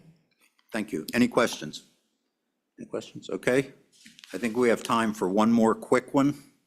You have 3 minutes. Please. Hi, I'm Representative or Chairman Burkhart. I'm Dan Cooper, retired electrical engineer and owner of a net metering system. And my first comment is that this statute that exists now is simple and straightforward, and it serves the present needs. I don't think we need to be changing it immediately, let alone replacing it. If we come with problems, we're way further ahead to tweak it than to replace it. As to the question that Senator Rothfuss raised about what if solar really takes off in the next 10 years, that can be handled pretty easily by adjustable rates, which will give both solar producers and people with dispatchable loads the opportunity to smooth the load and reduce the, eliminate any cost transfer. And that's it. Okay. Any questions for Mr. Cooper? Any questions? Okay, thank you very much, Mr. Cooper. Okay. Thank you, Mr. Chairman, members of the committee. Mr. Nesi, please be brief. Sean Taylor, Rural Electric Cooperative Association. This is a weird day because I am going to agree with Ms. Anderson on one thing, and that's the Supreme Court case that's pending, and perhaps it would be proper for the committee to wait till that comes out and take this up at your next meeting. That's all I'm going to say. I'm going to defer to Mr. Nasi, who does have extensive experience and knowledge in this field, and let him offer a few comments. Mr. Nasi, I'm going to ask you to be brief. We're already 30 minutes over time. You bet, I'll be very brief. Veteran corporations. With respect to the legality of transitioning from a net metering statute to something different, it's been done. It's been legally upheld all over the country. I just don't think that the record is very clear on that. With respect to the comment about net metering changes actually reducing solar adoption, the data doesn't bear that out. If you look at the states that actually have implemented reforms off of net metering to other structures, there's studies that show that the monthly adoption rate has not been significantly affected, maybe at most a negative 2%. So slight, I mean, adoption just keeps on going. I do a lot of work with co-ops. Co-ops are an extraordinary model for people being able to look across the table at each other every month, come up with the right rate. It makes very little sense to mandate statewide how co-ops should treat their members. If their members want more favorable retail type subsidy, then they can adopt that. And that's exactly what happens in other states. I see it happen in co-op service territories all over the country where there is solar adoption when their members ask for it. And there's still solar adoption when they don't have net metering retail rebate. Final comment. We are already subsidizing solar. There is a rising movement in our country of civil rights groups complaining about the lower income folks in our world being asked to cross-subsidize stuff that only rich people can afford. And I don't fault anybody for putting solar on their roof, but the people who can't afford to buy rooftop solar are subsidizing it already. Anybody who pays taxes already subsidizes solar panels to a great extent. We all know that. So any retail redemption is a major subsidy. There's a lot of analogies. For the sake of time, I won't give anyone more than this. Nobody would ask a grocery store to put all the money into building a grocery store and its supply chain, and then tell them that when they sell apples, they have to buy them back from their customers at the same rate that they bought them, even when they didn't need more apples.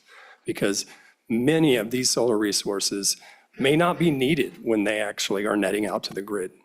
It may not be that way in Wyoming all the time, but time of use, things that, avoided cost structures, net cost structures are just a lot more equitable. And most importantly, the people who are closest to the ratepayers should be the one who are determining what's the right rate of subsidy, if there's going to be any at all. And I'll leave it at that. Okay, thank you. Any questions for Mr. Nassy or Mr. Taylor? Mr. thank you. Chairman, Mr. Chairman, my apologies for interjecting. If we could just have the last speaker introduce himself for Yes, the record. please, I'm sorry. So sorry, Mike Nassy, Jackson Walker. Okay, thank you. No questions? Thank you. With that, I will close public testimony. Mr. Chairman? Yes. Mr. Co-Chair, Co-Chair. I don't think, and I declare that I'm part of a co-op in the management team, but I don't think there's any more need to spend any time on this bill. We've heard the testimony, but I think we don't take the time with it. Let's move forward. Okay, so is there a motion on the bill? You want to do that? Or, No motion. I don't want it to move forward. okay. Committee? Okay, thank you. Okay, why don't we take a 3-minute break if you need to get up and move, because I do. I just need to stand up, so.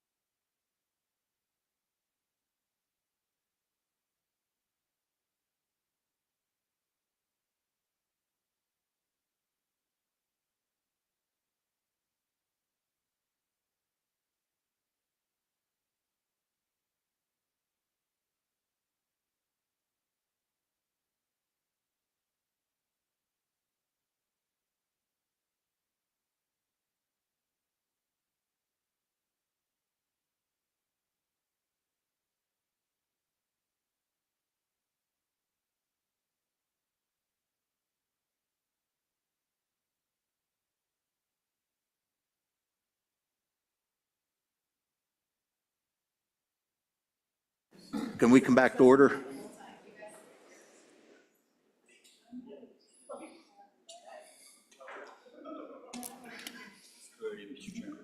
Okay.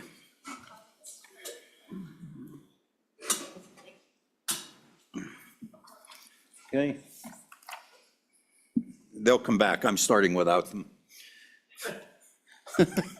Hey. Right, let's roll. We started early so we could get out of here early. What you have in front of you is only a discussion document put into, and I will handle this, Brian, if you don't mind. Okay, only put into bill format, more for discussion. This is not a bill, it's not up before us right now, concerning spent nuclear fuel rods. And this came out of the Regulatory Reduction Task Force. Why it came out of them, I have no idea. And they asked us to look at it, and as I said earlier, I delegated it back to them. So they asked late last week to have a bill kind of drafted for discussion. Had no idea where to go. I worked with LSO and had one drafted based on what we have for nuclear reactors. I don't want to go, unless you want me to, I really don't want to go through it line by line. What it says is that the storage of spent fuel rods would be handled differently than other radioactive waste materials, and that the NRC would be the controlling agency here. We would tag into what they had to do or say, that we will not write our own rules on this, that they control. So with that, what this does, and maybe I should go through a little more in detail, it removes spent fuel rods from the definition of high-level radioactive waste and installs it in its own section, 3511-2200. Similar to what we did with the nuclear power. There are a number of staff comments here that you can read. And I'm bringing all of this up because they will have a bill they wanted to present in October. And all of you know my rule that if it isn't at least introduced by this committee, we don't handle it in October. We don't handle it the last meeting. We don't have time. We have plenty of stuff there. And you can't do justice to a bill that you see for the first time at the last interim. So that's pretty much it in a nutshell. The ability to store high-level waste, one of the reasons is, I think on Monday, most of us saw, or was it Friday? Monday. Most of us saw the report, the Craig report update for July, indicated coal sales were down 20%, natural gas sales are down, oil's down. And I was told when I checked on that, that was a sugar-coated version, that the numbers could be much worse next year. We've looked at this in the past, the storage of spent fuel rods, and I used to use a figure that it was worth in fees, just fees alone to the state, roughly $1 billion. I've been told that that figure is currently closer to $4 billion a year in fees, just to let us keep it here in Wyoming. The spent fuel would be dry storage, no wet storage. This is a solid material. If you want to see what it looks like, I have a fuel pellet in my bag. Yes, I do. Would you like to see it, Senator? I was just going to scooch slightly further away. Okay. So that's what we do. And if you remember from the reactor bill, we require certain things that they have to report. Number of jobs it generates, the amount of money, transportation, local taxes, and all of that. But basically, DEQ would cooperate with the Nuclear Regulatory Commission, who would have primacy on this, and they do anyway. We had some issues before where we conflicted with their rules, so we changed ours. They were happy with it, and we moved on. One thing with the spent fuel storage, and I have a copy if anybody wants it, photo of fuel, general fuel storage at an existing reactor. Pretty much looks like oil field storage tanks. They go in casks, those casks sit there, and literally nothing is done with them for 40 years other than you watch them.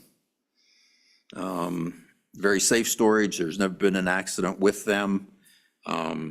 More people have died in Wyoming from hantavirus than have died from spent fuel rods or nuclear materials. So that's kind of it in a nutshell. I will let the Regulatory Reduction Task Force do most of the legwork on this. Mr. Hopkinson with LSO did the drafting on this, and David, I know you're listening, so thank you very much for the hard work on a very short period of time. So, but I did want to introduce it just to make sure we can handle it in October. So I think it's easier if anybody has questions. So, yeah, we'll just start with Senator Jones. Mr. Chairman, I am on that committee, but it was just brought to us as a possible moneymaker for Wyoming, since we obviously have a lot of land, and that is something that could be used. So that's why we brought it forward, is to see what is the possibility of that. And before I get to Senator Rothfuss, just so everyone knows, this was actually started in 1994 with legislation and everything. It got to the governor's desk. The governor vetoed it. There was public buy-in from the counties, the towns, the tribes, due to the number of jobs and the amount of money for not a lot of things other than space. I have checked, the land that was originally considered for that is still available. The landowner is willing to sell it to the state. Estimated cost $2 million. Estimated cost to build a facility would be about $400 million, none of which would come from the state. It would all come from private enterprise. The state would not operate this. It just could not. This would be a private entity, but the state would get fees to allow it in the state. And currently, the Nuclear Regulatory Commission, due to federal laws, are setting on around $50 billion in the account to pay for this sort of thing. And so, Senator Rothfuss. Mr. Chairman, just to be clear, though, this is intended to be an intermediate storage facility, not the permanent storage facility, as I understand. I'm just skimming through it, but is that your take on it as well? Senator, that is the take. It is temporary storage. Current statutes say that you can't do this unless you have a permanent repository, right, which the government does not have, and frankly, my opinion would be the government will never have permanent storage. Thank you. Just wanted to make sure that I was reading that right. Correct. The one thing too is currently the United States does not reprocess nuclear fuel. I feel that within the next 5 years that will change. And when it changes, wherever the fuel is stored is where they will do the reprocessing. Currently, every reactor in the country has to store spent fuel on the site of the reactor building, except it has to stay there. There are 28 reactor sites where the power plant, the reactor, everything is gone. It's been reclaimed, and the fuel still sits there, scattered all over the country. Let's see. Roughly, volume-wise, all the fuel available, spent fuel, would cover 2 football fields to a depth of 20 feet. There is not a lot of this material. And again, it's dry. We would not take any wet material. There's no liquids involved. The fuel rods are mostly metal and not fuel material. So, and I think it's just as easy to answer questions, and if you want to see a fuel pellet, I'll dig it out. I wasn't kidding, Senator. Okay. So, you're going to stay down there? Here, we'll pass it down to you. Wait a minute. I can't bring that up and then not do it. Hang on.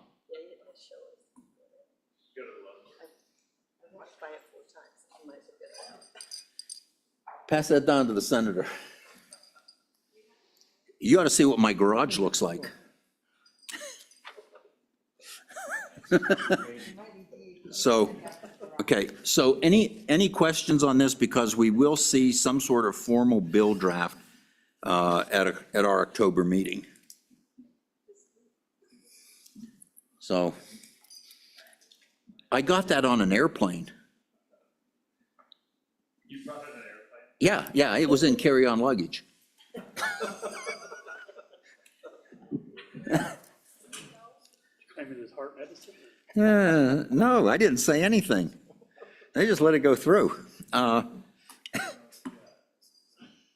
Did you read the fine print? I didn't read the fine print. Okay. It probably wasn't exciting if I did. Yeah, do not touch. That is simulated. I just thought I'd give you a hard time.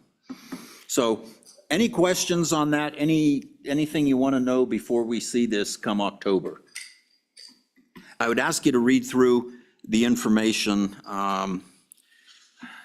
Mr. Hopkinson did a great job on the kind of bill draft, and Hank Hoversland has produced a nice memo to the committee on information.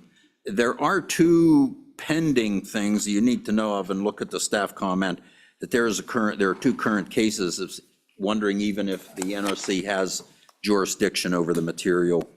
I don't see where they don't. So, committee, what do you think? What was that, Representative Heiner? Time to adjourn is what you think, okay.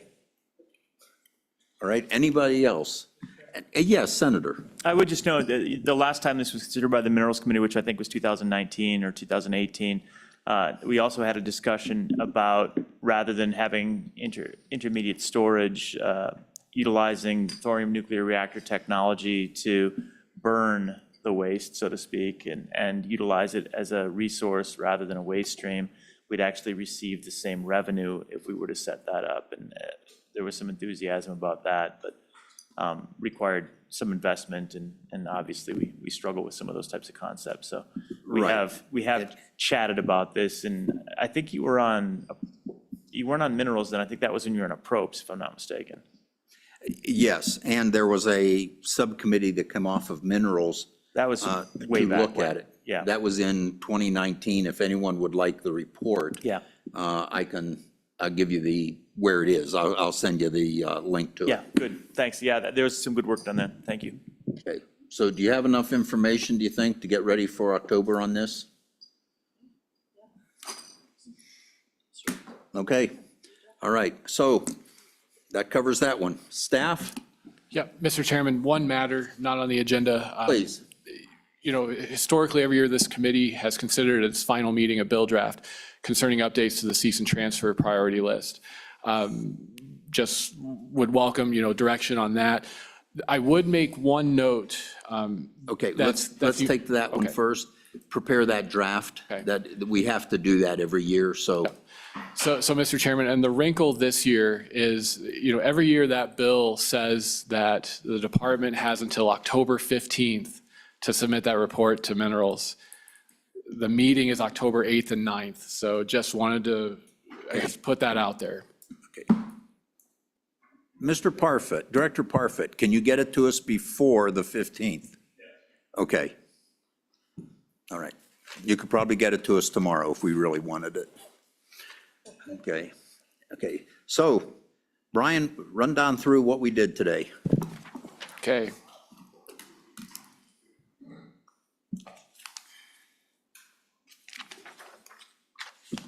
Okay, so Mr. Chairman, the first action was to continue 25 LSO 92, the oil and gas bonding bill draft, with that working group previously assigned to continue working on that draft for the committee. The committee took no action on 25 LSO 141, which was the second iteration of the oil and gas bonding. The committee voted to sponsor the following bills: 25 LSO 42, which was the carbon dioxide and soil recovery stimulus; 25 LSO 43, the enhanced oil recovery carbon dioxide exemption for severance tax, 25 LSO 39, the bill draft concerning the regulation of water retention pits. The committee took no action on 25 LSO 46, which was the energy independence excess capacity draft. No action on 25 LSO 142, the energy independence rate recovery bill draft. The committee requested, and I would take the direction to be a new bill draft based largely on the concept that the utilities and cooperatives provided and Chairman Burkhart's alternative version, with the working group to be determined, at least the legislative members at a later date. The committee took no action on 25 LSO 111, which was a net metering bill, and then the committee requested cease and transfer bill draft. I also had in my notes, Mr. Chairman, a request from the Enhanced Oil Recovery Institute for more information on carbon dioxide infrastructure for the October meeting. And then there would be a report or bill draft from the Regulatory Reduction Task Force on a bill draft concerning amendments to Wyoming's nuclear storage statutes. Okay, thank you, Brian. Mr. Chair. Mr. Co-Chair. Just request, Brian, that the chairs get a copy like yesterday, a little summary of that for our record. Thank you. Appreciate that, Okay. Brian. So committee, we will take up a number of these things in October. We got quite a bit of work done. Thank you for the efforts and that. So anything else before us? We're adjourned.